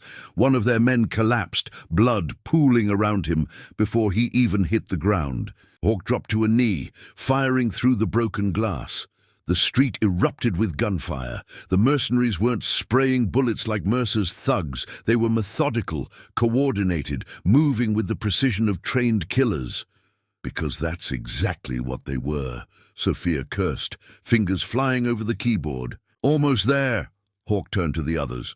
"We hold this room. No one gets through." They braced for the assault. A grenade arced through the broken window. Hawk barely had time to react. He grabbed it, throwing it back just as it detonated mid-air, the force sending him crashing into a row of desks. His ears rang, his vision blurred, but he forced himself up. The mercenaries were moving in. Hawk steadied his rifle, took a breath, and pulled the trigger. The first man went down, then the second. But they kept coming. Sofia shouted, "We're live!" Hawk didn't hesitate. "Pull the data, get out!" Sofia yanked the hard drive free, shoving it into her pack. Then the power cut out. The emergency lights flickered, casting long shadows through the ruined building. The hum of the broadcast equipment died. Then a voice crackled over a loudspeaker, a voice Hawk didn't recognize. "You had a good run, Grayson." Hawk stiffened. This wasn't Mercer. It was someone else, someone worse. "I know who you are," the voice continued, "and I know you think this fight still belongs to you." Hawk glanced at Sofia. She was already trying to reboot the system. The voice chuckled. "But you don't understand, do you? Mercer isn't the endgame, he's just the beginning." A cold chill settled over Hawk's spine. "You want your city back?" the voice asked. "Come and take it." The feed cut. Silence. Sofia looked at Hawk. Who the hell was that? Hawk didn't answer, because he already knew. This wasn't just a coup anymore. This was a takeover, and Mercer was nothing more than a pawn. Hawk crouched behind an overturned desk, his breath steady despite the chaos around him. The mercenaries outside weren't retreating. They weren't Mercer's usual men, undisciplined radicals who thrived on fear and destruction. These were professionals, methodical, patient, the kind of people who only showed up when something bigger was at play. He tapped his earpiece. "Kane, come in." Silence. "Sofia, get that signal back," Hawk ordered, scanning the dimly lit room for movement. Sofia's fingers flew over the keyboard. "I'm trying, but they cut the hardline. Power's down, network's down. I can't even tell if the broadcast got out." Hawk clenched his jaw. This wasn't a simple counterstrike. Someone had been watching, waiting for the exact moment to shut them down. Mercer had been a problem, but this was something else entirely. Another shot rang out, shattering what was left of the window. Hawk fired back, the short burst forcing their attackers to duck for cover. A voice crackled over the loudspeaker again, smooth, composed, carrying the confidence of a man who already knew he had won. "Grayson, I don't think you understand the position you're in." Hawk's grip tightened on his rifle. "I respect what you're trying to do," the voice continued. "Really, I do. But this isn't your fight anymore. Mercer was just the first phase. The city was always going to fall. It was just a matter of who would be left standing when the dust settled." Hawk exhaled, forcing himself to stay calm. He had spent years in war zones listening to men like this, men who believed control was inevitable, that resistance was just a formality before surrender. "I'll make this easy for you," the voice said. "Leave the city. Take whoever's left with you. The fight's already over. You just haven't accepted it yet." Hawk didn't answer. He reached into his vest, pulling out a flashbang, counting down in his head before hurling it toward the hallway. A blinding white burst filled the corridor, followed by the disoriented shouts of the mercenaries outside. He turned to Sofia. "We're leaving, now." She hesitated. "We don't even know who we're fighting." "That's the problem," Hawk muttered. They moved fast. Hawk took point, leading them through the back of the broadcast tower. The emergency exit was blocked, barred from the outside, trapped. Sofia checked her laptop one last time. "The system's dead. Even if we could reboot it, the network's compromised. They knew we were coming." Hawk scanned the exit. This wasn't a simple ambush, it was a statement. The enemy wasn't just stopping them. They were showing them how much control they already had. Then Sofia's laptop flickered. A new feed appeared, a map of Washington, D.C., highlighted in red. Districts marked off in sections, routes labeled in military shorthand. She looked up, her face pale. "They're not just locking down the city." Hawk stared at the screen. "They're dividing it." Mercer's coup had been messy, chaotic. This wasn't. This was structured, coordinated, planned. He grabbed his radio, switching to an open frequency. "Kane, do you copy?" Static. Then, "Yeah, barely." Hawk exhaled. "You need to get out of there." Kane's breathing was heavy, his voice sharp with urgency. "We're pinned. Mercer's men pulled back. It's not them anymore. This is something else." "Mercenaries?" "No," Kane said. "Worse." The line went dead. Hawk looked at Sofia. "Can you trace that?" She shook her head. "They're jamming everything. We're blind." Another explosion rocked the building. The mercenaries were moving in. Hawk pressed a hand to Sofia's shoulder. "We run." They didn't have time to fight. Not now. The real enemy wasn't Mercer. It wasn't even the mercenaries at their backs. It was the ones pulling the strings. And they had already started the next phase of their plan. Hawk didn't know how deep this went. But one thing was clear. This wasn't just about Washington anymore. It was about the country. And whoever was behind this wasn't planning on losing. The city was no longer just a battlefield. It was a maze, sectioned off by a force far more dangerous than Mercer's radicals. Hawk had fought in enough wars to recognize the precision of a military occupation. This wasn't an insurgency anymore. It was a takeover, and whoever was behind it was moving faster than he had anticipated. They ran through the crumbling streets, sticking to the alleyways as gunfire echoed in the distance. Hawk led Sofia through the shadows, keeping his rifle up, scanning every window, every rooftop. The mercenaries weren't chasing them, not yet. That was the part that worried him the most. "They could have wiped us out back there," Sofia said, breathless as they ducked behind an abandoned car. "They didn't want to," Hawk muttered. Sofia wiped sweat from her brow. "Why?" "Because they think we'll lead them to something bigger." She frowned, realization dawning. "They're tracking us." Hawk nodded. "And we're about to make that a problem for them." They kept moving, slipping deeper into the ruins of the lower city. Kane had gone dark. The resistance was scattered.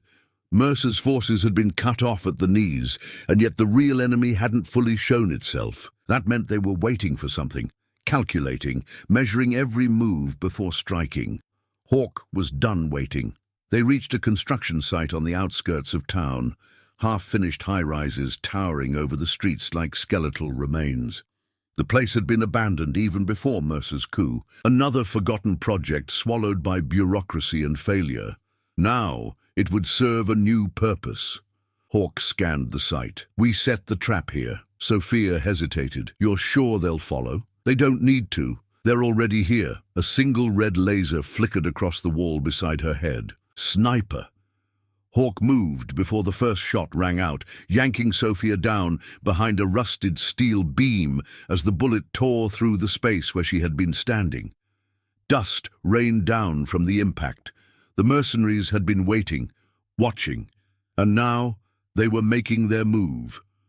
Sofia reached for her pistol, but Hawk grabbed her wrist. "No, we make them think they have us." She stared at him. "That's insane." Hawk peeked over the beam, spotting movement on the rooftops. "It's also the only way we figure out who the hell they are." They ran deeper into the site, weaving through the skeletal remains of unfinished buildings. The sound of boots hitting pavement growing closer. The mercenaries weren't rushing. They were herding them, pushing them exactly where they wanted. Hawk gritted his teeth. "They think we're cornered." Sofia glanced back. "Aren't we?" Hawk grabbed a length of rebar from the ground and jammed it into the exposed wiring of a nearby junction box. Sparks erupted. The floodlights above flickered, then burst, plunging the site into darkness. Then he moved. The first mercenary stepped through the doorway of an unfinished stairwell, his rifle raised. Hawk hit him before he could react, slamming the butt of his gun into the man's throat, twisting the weapon from his grip. The mercenary choked, staggering back, but Hawk didn't let him recover. He drove a knee into the man's ribs, grabbed his vest, and yanked him forward. A second mercenary spotted the struggle and fired. Hawk spun, using the first man as cover. The bullet shredded through body armor, dropping the mercenary instantly. Hawk threw the corpse aside and fired 2 quick rounds. The second man went down before he could scream. Sofia pulled her pistol, covering his flank. "They know we're not running anymore." "Good," Hawk said. They weren't just fighting back. They were taking control of the fight. More boots thundered up the stairwell. Hawk grabbed Sofia's arm and yanked her through a half-built corridor, leading them higher. They needed to keep moving, stay ahead of the kill teams closing in. Then his earpiece crackled. Kane's voice strained. "Grayson, you still alive?" Hawk pressed a hand to his comm. "Barely. You?" "I've had better days," Kane muttered. "Ran into the same guys you did. This isn't some rogue PMC, Grayson. They've got high-level clearance, military-grade comms, and they knew exactly where to find us." Hawk's stomach tightened. This wasn't just a mercenary force.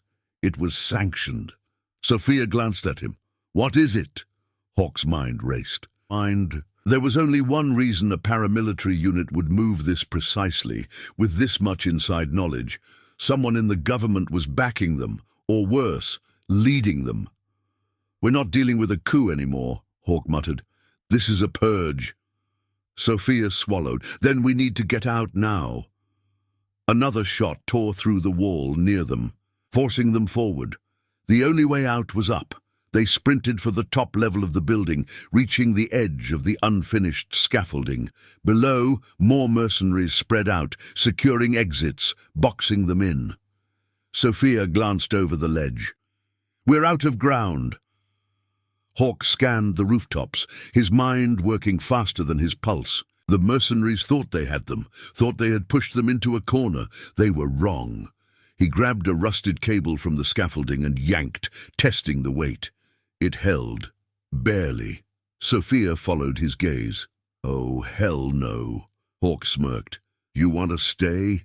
She muttered a curse and grabbed the cable. The first gunshot rang out as she leaped. Hawk followed. They swung down 3 stories, landing hard on a lower rooftop, rolling from the impact.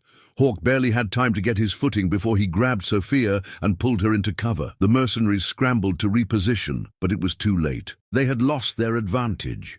Hawk turned to Sofia. "You still have the files?" She pulled the hard drive from her pack, holding it tight. "Yeah." "Good," he said, "because now we're going hunting." The trap had been set, but it wasn't for them. The city was slipping further into chaos. Smoke curled into the sky from multiple districts, a patchwork of destruction, marking where the last fragments of resistance were still fighting to hold their ground. Mercer's men had pulled back from the streets, but the mercenaries had taken their place, moving with precision, tightening their grip. Washington, D.C. was no longer a battleground. It was a fortress, and Hawk was about to break it open. They regrouped in an old maintenance tunnel beneath an abandoned office building, a temporary shelter carved out in the ruins.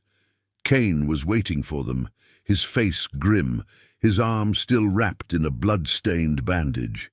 Sofia dropped her pack on the table, pulling out the hard drive. "The files are intact," she said. "Everything Mercer tried to erase, everything he's fabricated, it's all here." Kane exhaled. "So we prove the election was rigged. Then what?" "Then we take it to the only place that still matters," Hawk said. "The Capitol." Kane shook his head. "You mean the same Capitol that's swarming with mercenaries? The one that's been locked down since the first day of the coup? The one they've probably turned into a goddamn stronghold by now?" "Yeah," Hawk said. Kane let out a bitter laugh. "You're out of your damn mind." "He's right," Sofia said. "We have the truth, but it won't matter unless we put it in front of the world. Mercer's blackout has kept the country blind. The Capitol is the only place we can guarantee the signal reaches beyond the city. It's still connected to the federal emergency network. If we can override their security, we can broadcast proof of the real election results. Make sure everyone sees what really happened." Kane rubbed his temples. "And you think they're just going to let us walk in?" "No," Hawk said. "That's why we're bringing a war with us." They didn't have numbers, not enough to win a direct fight. But the resistance wasn't just them anymore. Over the last 12 hours, something had shifted. Word had spread about the failed takeover of the National Election Center, about the resistance striking back, about the fact that Mercer's reign wasn't as invincible as it had seemed. The people had started fighting back, small groups, scattered across the city, civilians with stolen rifles, police who had refused to surrender, ex-military operators who hadn't been rounded up yet. The Capitol wasn't just a target, it was a rallying point. Kane exhaled sharply, nodding to himself. "All right, if we're doing this, we do it now." They moved out before dawn, spreading through the streets in small units. Kane led a strike team toward the west barricades, their goal to create as much chaos as possible. Sofia would infiltrate the network from a security outpost nearby, working to force open the Capitol's internal systems. Hawk led the main assault, moving with the core resistance fighters. The city streets leading to the Capitol were littered with debris, armored barricades blocking the main routes. Spotlights swept over the ruins, mounted on blacked-out military vehicles. The mercenaries had fortified every approach, expecting an attack. They just didn't expect it to come from everywhere at once. Kane's team hit first. A grenade arced over a barricade, detonating in a burst of fire and steel. Gunfire followed, cutting through the night, forcing the mercenaries to reposition. Then, from the opposite end of the city, another explosion erupted near a security checkpoint. Sofia was inside. Hawk moved. The first wave of mercenaries barely saw them coming. The resistance swept through the abandoned streets, using the dark, using the wreckage, striking hard before vanishing into cover. Hawk fired 2 rounds, dropping a guard before he could call for backup.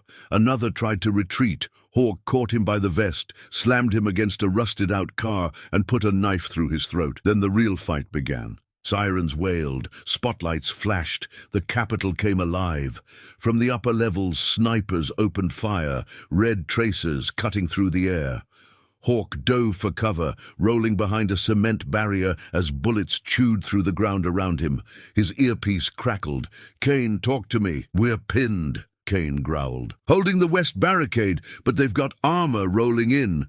Sofia's voice came next, tense but controlled. "I'm inside. Rerouting security now, but I need time." Hawk clenched his jaw. They didn't have time. He turned to the others. "We take the main hall. Move now." They pushed forward. The resistance fighters spread out, laying down covering fire as Hawk led the charge up the marble steps of the Capitol. A mercenary stepped into his path. Hawk slammed the stock of his rifle into the man's gut, then cracked it across his skull. The mercenary dropped. Hawk grabbed his sidearm and fired twice, finishing another guard before he could react. They breached the entrance. Inside, the Capitol had been transformed into a command center, desks overturned, radio stations humming, armed guards patrolling every hallway. Mercer's forces had turned it into the heart of their new regime. Hawk wasn't going to let them keep it. Sofia's voice came through the earpiece. "You have an opening. I just shut down their automated defenses. You need to move fast." Hawk led the team forward, weaving through the corridors, taking out guards as they went. The resistance fighters behind him worked methodically, clearing each hall, each stairwell, room by room. Then, at the far end of the chamber, a door swung open. Mercer stood there, flanked by two of his men. His face was calm, unreadable. "Well," he said, "I was wondering when you'd get here." Hawk leveled his rifle. "It's over, Mercer." Mercer smirked. "You really believe that?" He nodded to one of his men. A screen flickered to life on the far wall. Security feeds displaying different parts of the city. Fires burned, resistance fighters clashed with mercenaries, but then the feed changed to an airstrip.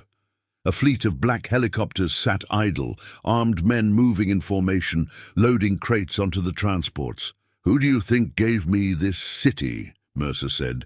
Hawk's stomach turned. This wasn't just a coup. It was an operation, a calculated handover, and Mercer had never been the one in charge. "You played your part well," Mercer continued. "You made them think they had a fight on their hands, but the truth is, they were always going to take it. You were just a distraction." Hawk's pulse slowed. Mercer was stalling. Hawk fired. The bullet struck Mercer in the shoulder, knocking him back against the desk. His men reacted instantly, but Hawk was already moving. He rolled behind a column as gunfire tore through the air. A grenade hit the floor, skidding across the polished marble. Hawk grabbed Mercer, pulling him in front of the blast just as it detonated. The explosion sent both of them flying. Hawk hit the ground hard, his vision swimming, ears ringing. Mercer wasn't moving. Sofia's voice crackled in his earpiece. "We're live! The whole country is watching." Hawk forced himself up, staring at the camera feeds. The people of Washington were seeing the truth in real time. The mercenary occupation, the rigged election, the betrayal. The resistance wasn't just fighting in the shadows anymore. They were taking their city back, and this time, nothing was going to stop them. The Capitol was burning, smoke curled through shattered hallways, dust and debris settling over bodies, Mercer's men, the resistance, and those who had simply been caught in the crossfire. Hawk pulled himself up from the wreckage, ears ringing, ribs aching from the blast. His vision blurred for a moment before sharpening into something cold, something precise. Mercer lay sprawled against a desk, barely conscious, blood seeping from his shoulder. His breath came in ragged, uneven gasps, but his smirk was still there. "You think this matters?" Mercer wheezed, his eyes flickering toward Hawk. "You think you won?" Hawk stepped forward, kicking the sidearm out of Mercer's reach. "You lost." Mercer coughed, a wet, rattling sound. "You don't get it." His head lolled to the side, eyes unfocused. "I was never the end game." The words settled like a weight in Hawk's chest. He knew Mercer had been working for someone else. He knew this coup had been designed for something bigger. But now, standing in the wreckage of what should have been their victory, Hawk wasn't sure if they had stopped anything at all. A new sound broke through the chaos. Rotors, not just one, multiple. Hawk turned toward the shattered windows. Outside, beyond the barricades and burning streets, a formation of black helicopters was approaching fast. Not Mercer's patchwork militia. These were sleek, military-grade, moving in coordinated precision. Kane's voice crackled through Hawk's earpiece. "You seeing this?" "Yeah," Hawk said. "Because I don't think those are ours." Hawk clenched his jaw. He already knew what this was. Mercer had been a tool, a distraction, something to keep them occupied while the real players positioned themselves. The ones who weren't just trying to control Washington, but something far bigger. Sofia's voice came through next, strained but steady. Broadcast is still live. People are watching. Good. Hawk grabbed Mercer by the collar, yanking him upright. The man groaned in pain, his body limp, but Hawk didn't care. He dragged him toward the broken window, forcing him to look at the descending helicopters. "Who are they?" Hawk demanded. Mercer's bloody smile widened. "Your replacement."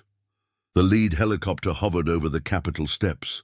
Doors sliding open. Men in full tactical gear disembarked, their weapons raised, moving like a well-oiled machine. No insignias, no call signs. Ghosts. Hawk had seen men like this before. They weren't here to save anyone. They were here to wipe the board clean. "We need to go," Kane said over the radio.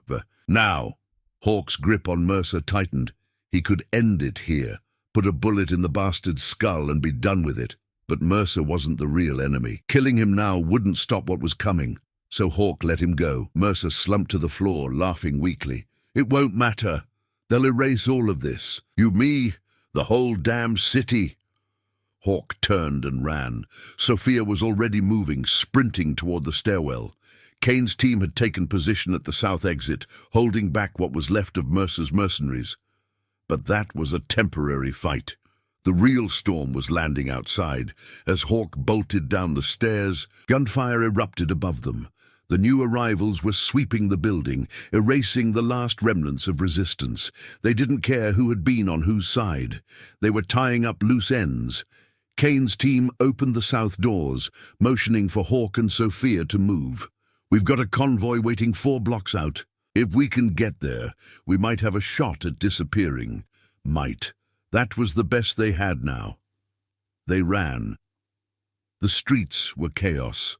The city had already been a war zone, but this was something else. Tactical teams moved with ruthless efficiency, taking out anyone still holding a weapon. Mercer's men tried to surrender. It didn't matter. They were executed just the same. The coup had served its purpose. Now the cleanup had begun. Hawk and the others slipped through the alleys, sticking to the shadows. The convoy was waiting. 3 stolen SUVs, engines humming, ready to move. Resistance fighters loaded up fast, shoving rifles and stolen gear into the trunks. Sofia jumped into the passenger seat. Kane slid into the driver's side, blood still seeping through his bandage, but his grip steady. Hawk paused, looking back toward the Capitol. Mercer's war was over. But the real war had just begun. Sofia met his gaze. "They're going to keep coming, aren't they?" Hawk nodded. "Yeah," she exhaled. "Then what do we do?" Hawk climbed into the back seat, his voice steady, cold. "We stop running." Kane hit the gas. The convoy peeled out, disappearing into the ruins of a city that no longer belonged to its people. Not yet. But Hawk wasn't done fighting. Not even close. The city stretched out behind them, a smoldering ruin of what had once been the heart of democracy. The SUVs tore through the back streets, weaving between wreckage and burning cars, the tires kicking up dust and shattered glass. The radios were silent. No more desperate calls from police officers, no government orders, no emergency broadcasts. The world outside was watching, but Washington had become a graveyard. Hawk leaned back in his seat, his rifle resting across his lap, his pulse steady. Despite the chaos they had just escaped, the Capitol had fallen. Mercer had been a pawn, and now something worse had taken control. Kane drove with one hand, the other gripping his wounded arm, his jaw clenched in pain. Sofia sat in the passenger seat, hunched over her laptop, her fingers still moving, even though the connection to the city's infrastructure had been severed. She wasn't willing to let go, not yet. No one spoke for the first few miles. There was nothing to say. The convoy reached an overpass where the road had partially collapsed, forcing them to slow. Hawk scanned the area, his instincts screaming at him to keep moving, but they needed a moment, just a moment. Kane pulled over near the edge of the broken freeway, exhaling sharply as he rested his head against the steering wheel. "We need to regroup," he muttered. Hawk glanced at the other vehicles. The resistance fighters inside looked exhausted, their faces hollow, their hands gripping their weapons too tightly. They had won the battle at the capital, but it didn't feel like a victory. Sofia closed her laptop. "They erased everything," she said quietly. "The files we pulled, the real election data, all of it. The second they took over, they shut down every server, every archive. It's gone." Hawk didn't react. Didn't. He had expected as much. Kane let out a bitter laugh. "So what now? We tell people to trust us? That Mercer wasn't the real enemy? That some ghost organization took over while we were busy fighting a dead man?" Sofia looked at Hawk. The world saw something. Maybe not the full truth, but enough to know something's wrong. "That's not enough," Kane said. "People don't fight for maybe. They need proof." Hawk finally spoke. "Then we get it." Kane turned to him. "You got a plan?" Hawk met his gaze. "I'm working on it." Silence settled over them again. The wind blew through the ruined city, carrying the distant sounds of sporadic gunfire, the last remnants of a war that had already moved into its next phase. Then from the second SUV, a door opened.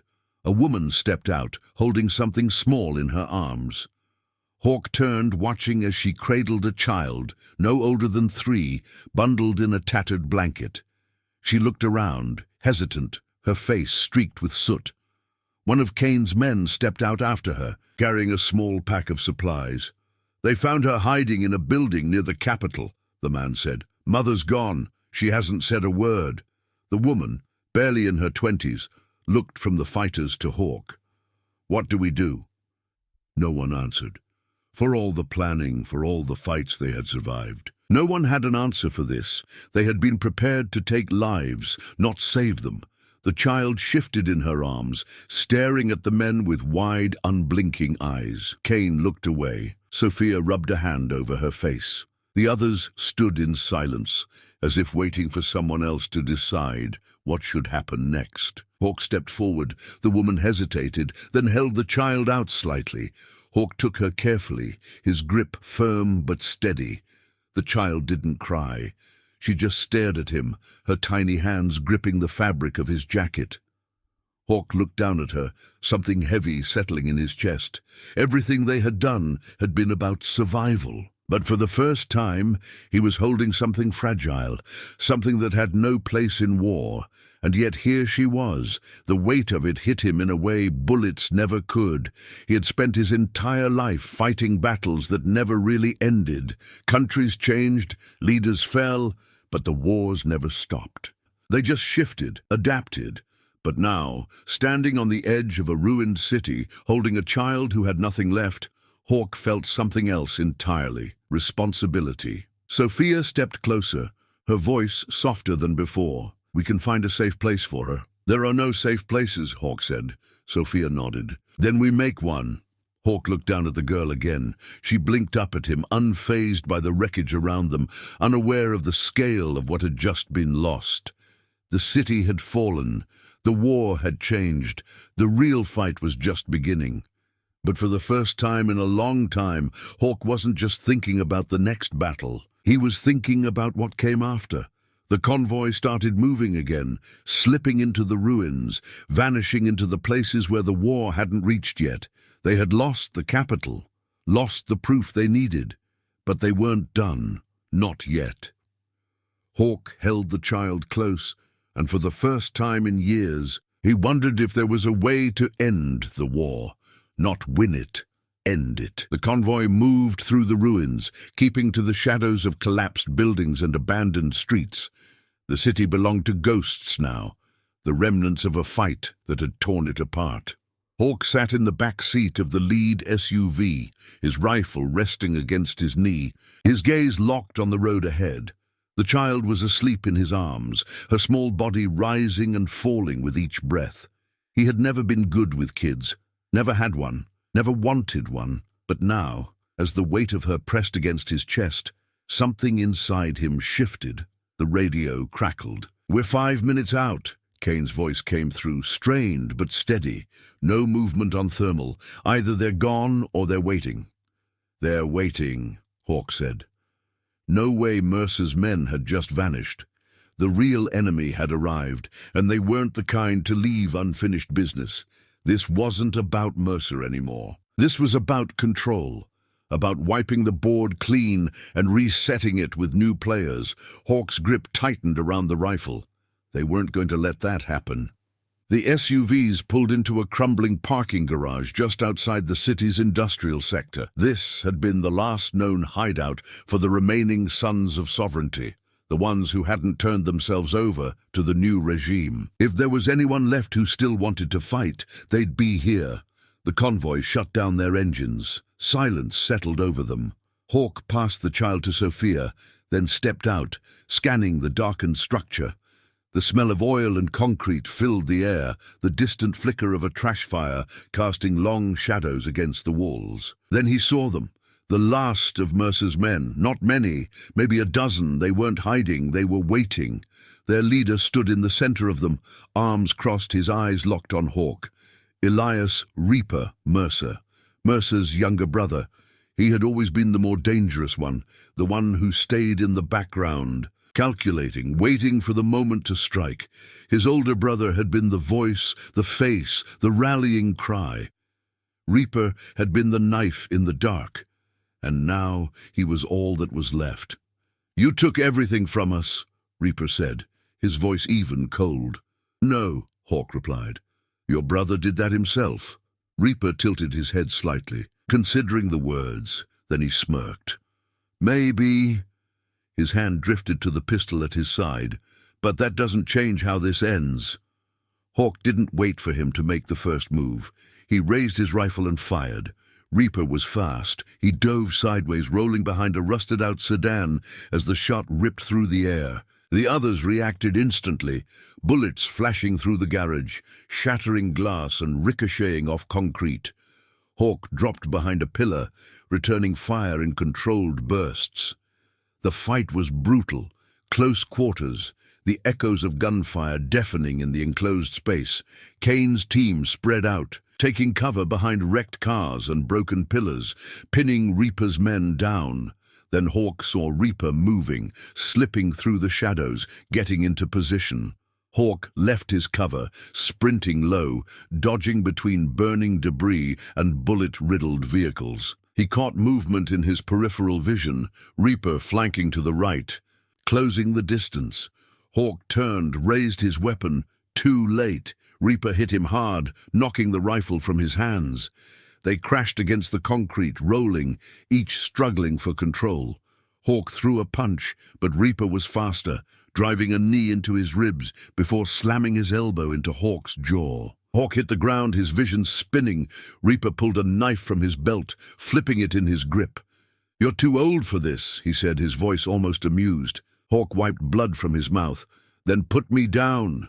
Reaper lunged. Hawk twisted at the last second, catching Reaper's wrist, redirecting the blade. The knife scraped against the concrete as they grappled, muscles straining, each fighting for leverage. Reaper tried to drive the blade down. Hawk caught it inches from his throat. They locked eyes. No words. Just two men fighting for the last breath they had left. Hawk used Reaper's momentum against him, twisting his arm, shifting his weight. Then he slammed Reaper's wrist against the ground. The knife clattered free. Hawk grabbed it and drove it straight into Reaper's chest. Reaper froze, his body going rigid, his breath hitching.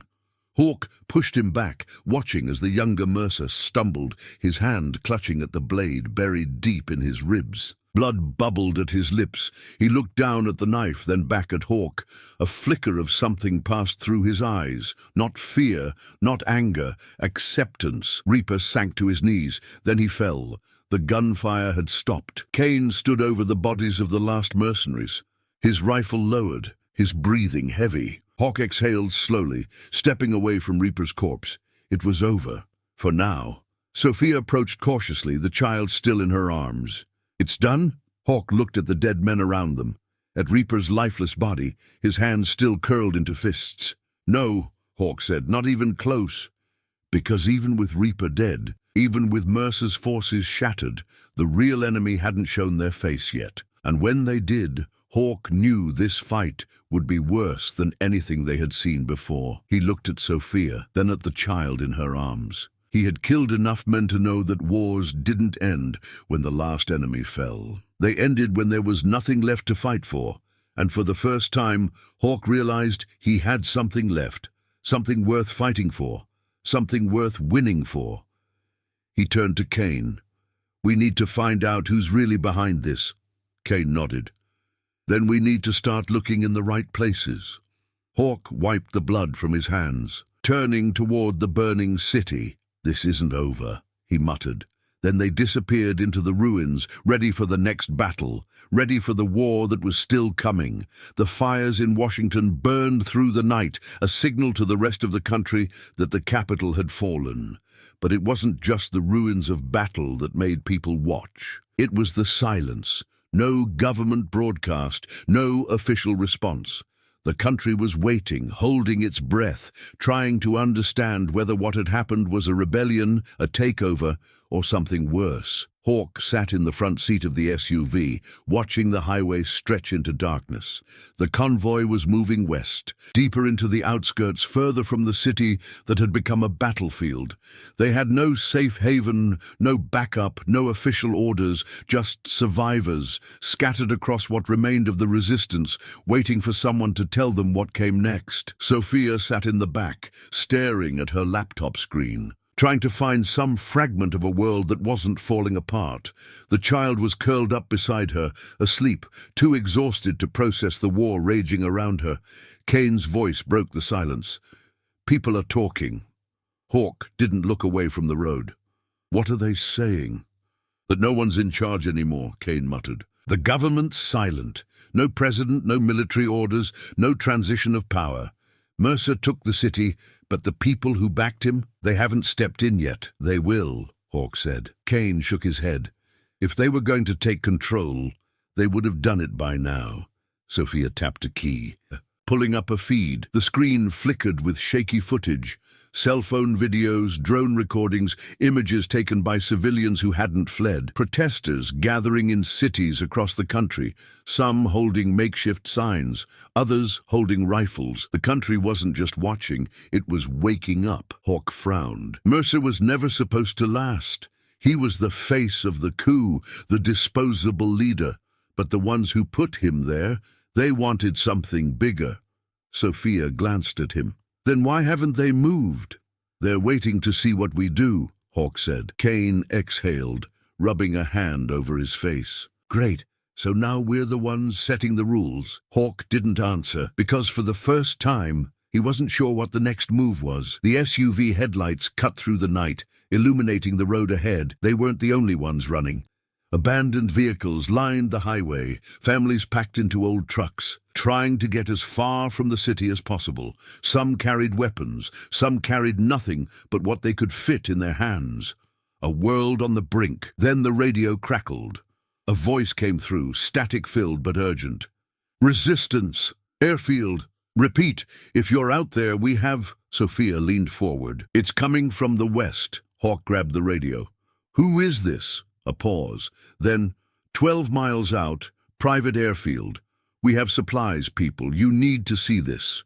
Kane raised an eyebrow. "Sounds like a trap." "Everything's a trap," Hawk muttered. But they didn't have a choice. They followed the signal, turning off the main road, heading toward the location the voice had given them. The airfield was a forgotten relic, an old military outpost repurposed into something barely operational. The fence had been reinforced with scavenged metal, the guard tower manned by people who looked more like survivors than soldiers. Hawk stepped out first, scanning the area. A few dozen people milled about, loading crates onto trucks, refueling a small fleet of old cargo planes. Some were armed, others carried medical supplies.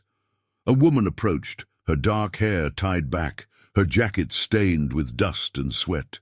She carried herself like someone who had been in charge for a long time, but not by choice. "You're Hawk Grayson." It wasn't a question. He studied her. "And you are?" "Rebecca Vasquez," she said, "former National Security Advisor. Before all of this." Hawk's jaw tightened. "You were in D.C. when it happened?" She nodded. "Barely got out. Some of us did, not many." Sofia stepped forward. "What is this place?" A last-ditch effort, Vasquez said. We've been gathering information, tracking the movement of Mercer's backers, the ones who haven't shown their faces yet. Hawk folded his arms. And? Vasquez motioned for them to follow. They walked toward one of the makeshift command centers, a repurposed hangar filled with satellite maps, computers, and a handful of tired but determined operators. Screens flickered with news feeds, military reports, intercepted communications. Sofia stared at the data. This is bigger than we thought, Vasquez finished. Mercer wasn't supposed to last, but the resistance changed the timeline. Now they're hesitating. They expected to walk into Washington without resistance. They didn't plan for this. Hawk glanced at the screens. So what do they do now? Vasquez's expression darkened. They push harder. A new feed popped up. Aerial footage of military convoys rolling toward key cities. Not Mercer's patchwork militia, not mercenaries, full-scale occupation forces. This is happening everywhere, Vasquez said. New York, Chicago, Atlanta. They're locking the country down before anyone can fight back. Kane swore under his breath. Sofia looked at Hawk. If we don't do something, this doesn't end in a rebellion. It ends in total control. Vasquez nodded. That's why we need to hit them first. Hawk studied the screens. The resistance had been fighting in the dark, but now, for the first time, they had light, information, targets, a plan. He turned to Vasquez. Then let's get to work. The air inside the hangar was heavy with tension. Screens flickered with maps of military movements, intercepted communications, and the grainy outlines of government officials who had disappeared in the first hours of the coup. Names and faces of people who should have been fighting back, but instead had gone silent, or worse, had been working with the enemy all along. Hawk stood at the edge of the table, arms crossed, scanning the data. Vasquez pointed to a map of the country, red zones marking major cities that had fallen under occupation. We've been tracking key officials, she said, not just in Washington. Governors, senators, military commanders, the ones who went missing weren't taken. They were extracted. Kane leaned in, frowning. Extracted by who? Vasquez tapped a folder, flipping it open to reveal a list of names. By the same people who put Mercer in place. Sofia's eyes widened as she scanned the list. Some of these are federal judges, cabinet members, even... She stopped. Her face pale. A general. Vasquez nodded grimly. General Nathaniel Monroe. Retired 3 years ago, but he's not out of the game. Hawk's jaw tightened. I know Monroe. Vasquez looked at him. Then you know what he's capable of. He did.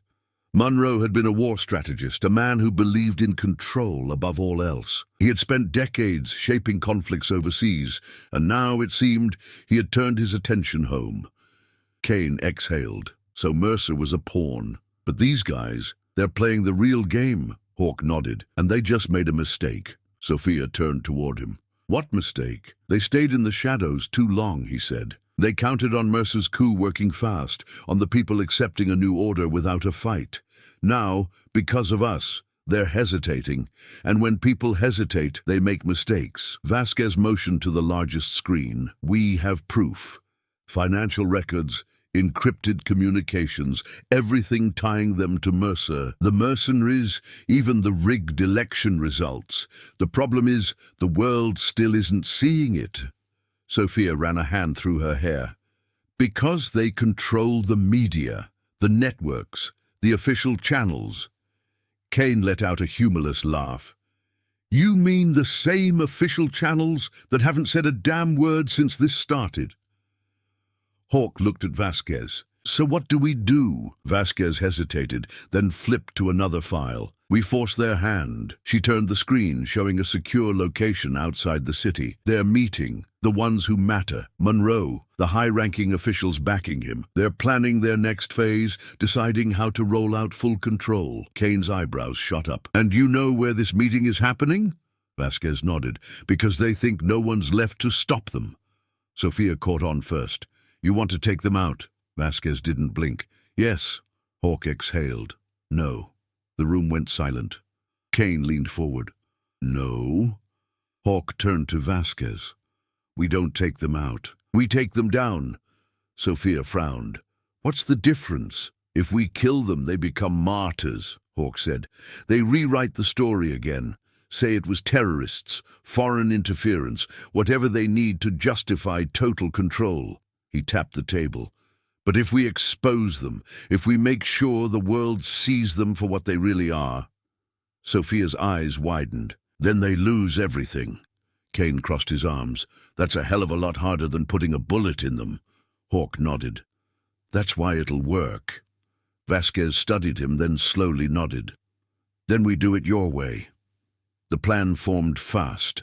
They had one chance, one shot to catch the men behind the coup in their own lies. The meeting was happening at a secured estate outside of the city, a place where they thought they were safe.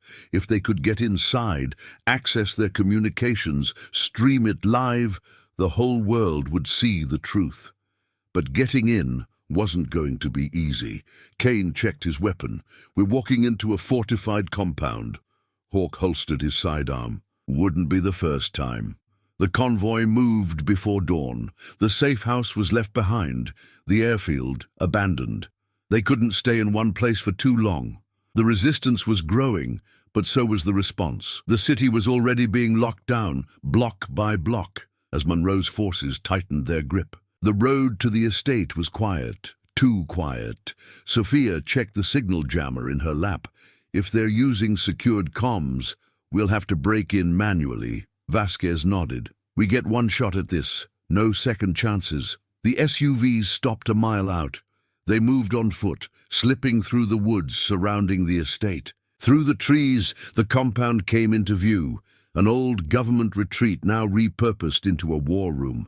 Armed guards patrolled the perimeter. Blacked-out SUVs lined the driveway. Hawk studied them through binoculars. They're ready for an attack. Kane smirked. Good thing we're not giving them one. They moved fast, silently. The first guard never saw Hawk coming. He dropped without a sound, his weapon confiscated before he hit the ground. The others followed, clearing the perimeter, slipping inside through a side entrance. Inside, the voices were clear. We need to move forward. Monroe's voice, calm, firm. We can't hesitate any longer. Hawk motioned to Sofia. She pulled a device from her bag, jamming it into the nearest console. A red light flickered. We're live, she whispered. The screens in the estate flickered, broadcasting the meeting across secure military channels. Monroe stood at the center of the room, surrounded by government officials, high-ranking officers. He didn't know the world was watching. The resistance is weaker than it looks, Monroe said. We let them have their small victories, but they won't last. The next phase is already in motion. Washington was only the first step. A senator nodded. And the population. Monroe didn't hesitate. We control the information. We control them. They'll follow once we give them something better than what they had. Sofia looked at Hawk. This is it. Then someone in the room turned. A guard. He saw the blinking red light. They're broadcasting us. The room erupted into motion. Monroe grabbed his pistol. Hawk fired first. The shot hit Monroe's shoulder, sending him crashing against the table. The other officials scrambled, shouts of panic echoing as guards moved in. Kane's team burst through the doors, laying down covering fire. Sofia shouted, "The feed is still going! Keep them talking!" Monroe clutched his wound, his eyes locking onto Hawk. "You don't know what you've done," he growled. Hawk grabbed him by the collar. "Neither do you." Monroe struggled, but Hawk forced him toward the camera. "Tell them," Hawk demanded. Monroe clenched his jaw.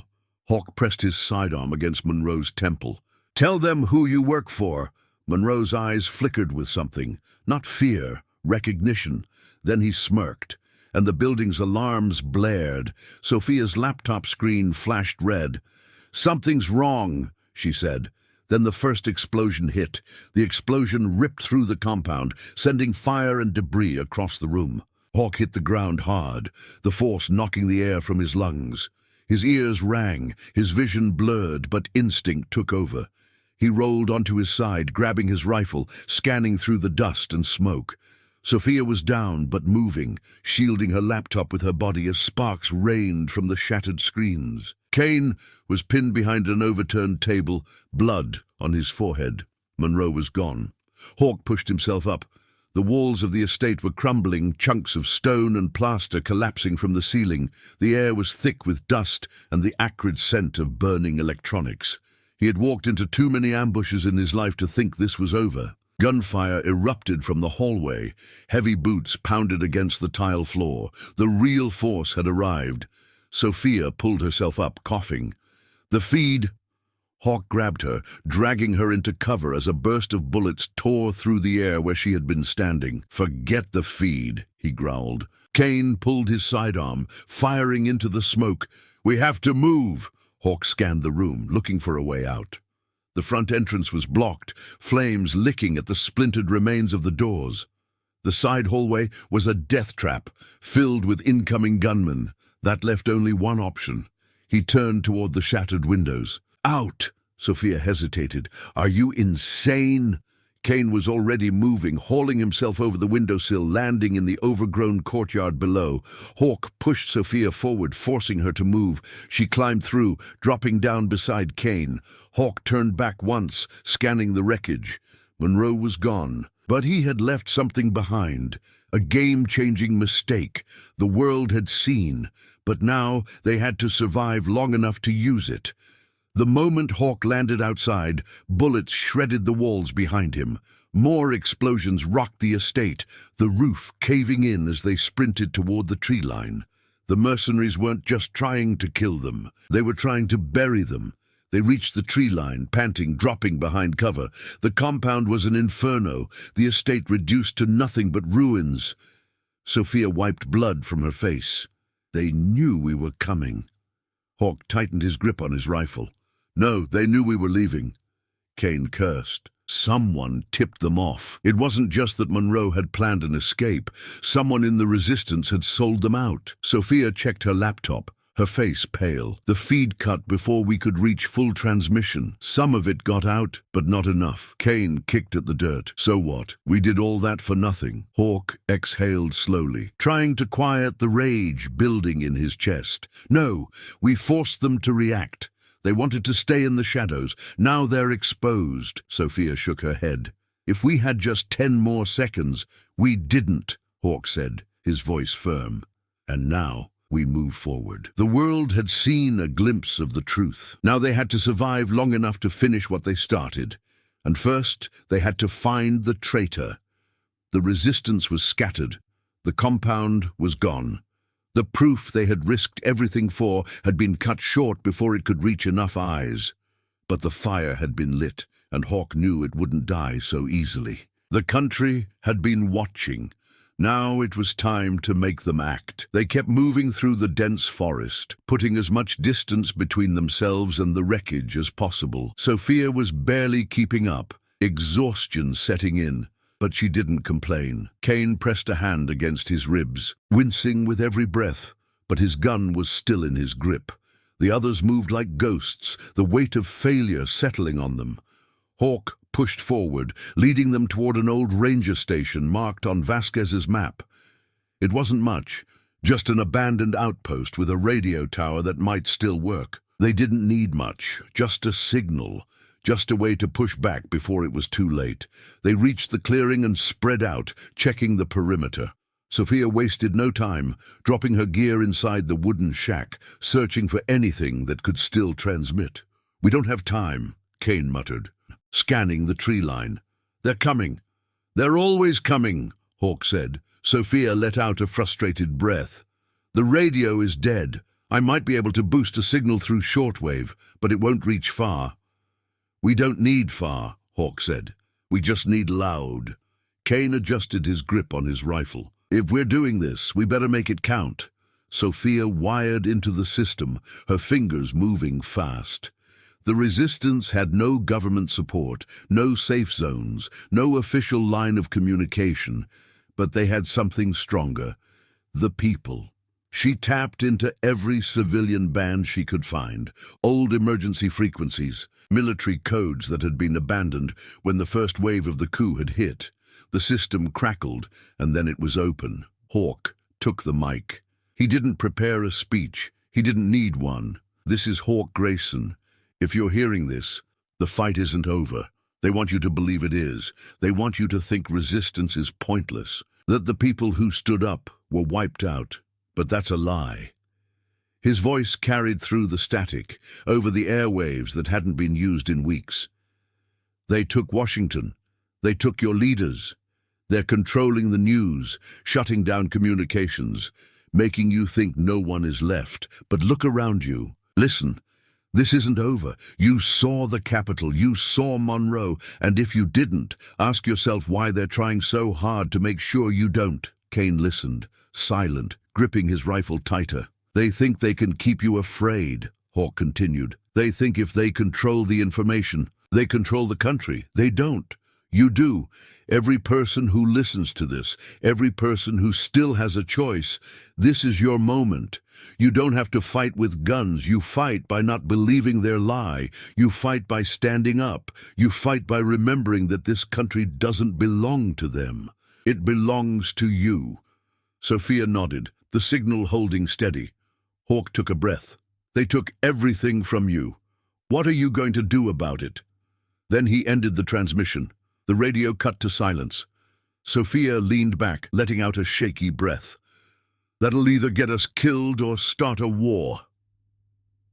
Kane smirked. Maybe both. Hawk grabbed his rifle and turned toward the road. The trees were quiet, too quiet. They heard us, he said. Now we see who answers. The night was still, too still. Hawk stood just outside the ranger station, staring into the darkness beyond the trees, waiting. The transmission had gone out, and now the world was listening. Somewhere across the country, people were waking up to the truth. Some would ignore it, afraid to act. Others would rise. But the ones who had orchestrated all of this, the men in the shadows, the ones who had backed Mercer and Monroe, they would come first. They wouldn't let a message like that breathe for long. Kane checked his rifle, glancing at Hawk. No way they let us walk away from this. They never were, Hawk muttered. Inside, Sofia was still at the controls, her fingers hovering over the keyboard, waiting for a response from anywhere. The radio crackled with faint static, ghost signals bleeding through the frequencies, but nothing concrete. No immediate answer, no calls for orders, no sign that anyone out there was coming to save them. The resistance had made its final move, and now it was up to the country to decide whether it mattered. A distant hum broke the silence. Engines. Multiple. Hawk tightened his grip on his weapon. Sofia stood, her face pale. They found us, Kane cursed. Took 'em long enough. Headlights appeared between the trees, beams cutting through the fog. The rumble of vehicles grew louder, the weight of armored transports grinding against dirt roads. They had sent everything, not just a kill squad, not just mercenaries. This was the final sweep, the last step in wiping them from existence. Hawk exhaled, steady. Get her out of here, he said. Sofia's head snapped toward him. No, Kane didn't move. They don't want us running, Hawk said. They want us erased. If we try to run now, we don't make it. The first truck rolled into the clearing, its brakes hissing as it came to a halt. The doors opened and soldiers stepped out, silent, armored, weapons raised.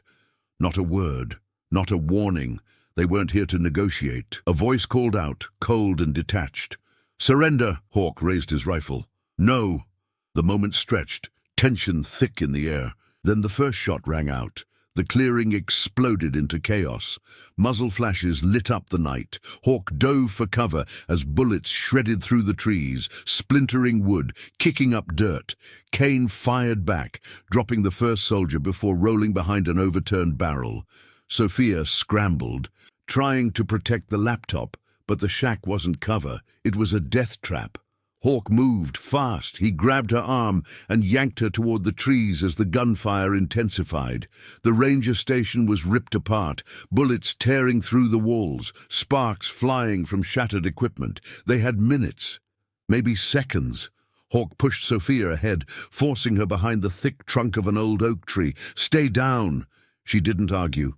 Kane shouted from behind cover. We're outnumbered. No shit, Hawk muttered, reloading. But something was off. These soldiers, whoever they were moving too carefully, like they weren't just here to kill them, like they were waiting for something or someone. Then a second wave of vehicles pulled in, not military, civilian. Hawk's heart hammered as the first headlights crested the hill. Dozens of cars, trucks, motorcycles, some with flags, some with nothing but makeshift armor welded onto the sides. And people, armed, ready, answering the call. The first truck barreled straight into the lead armored vehicle, smashing through the barricade. Gunfire erupted from the tree line, not from the soldiers, but from the resistance. From civilians, veterans, cops who had refused to surrender, ordinary people who had been waiting for someone to tell them they weren't alone. The tide shifted in seconds.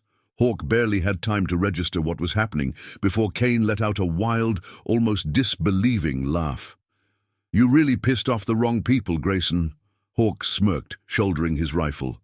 "Took them long enough." The battle turned. The elite soldiers who had been so sure of their victory were suddenly flanked on all sides. They fought back hard, precise, but they weren't just facing a small group of resistance fighters anymore.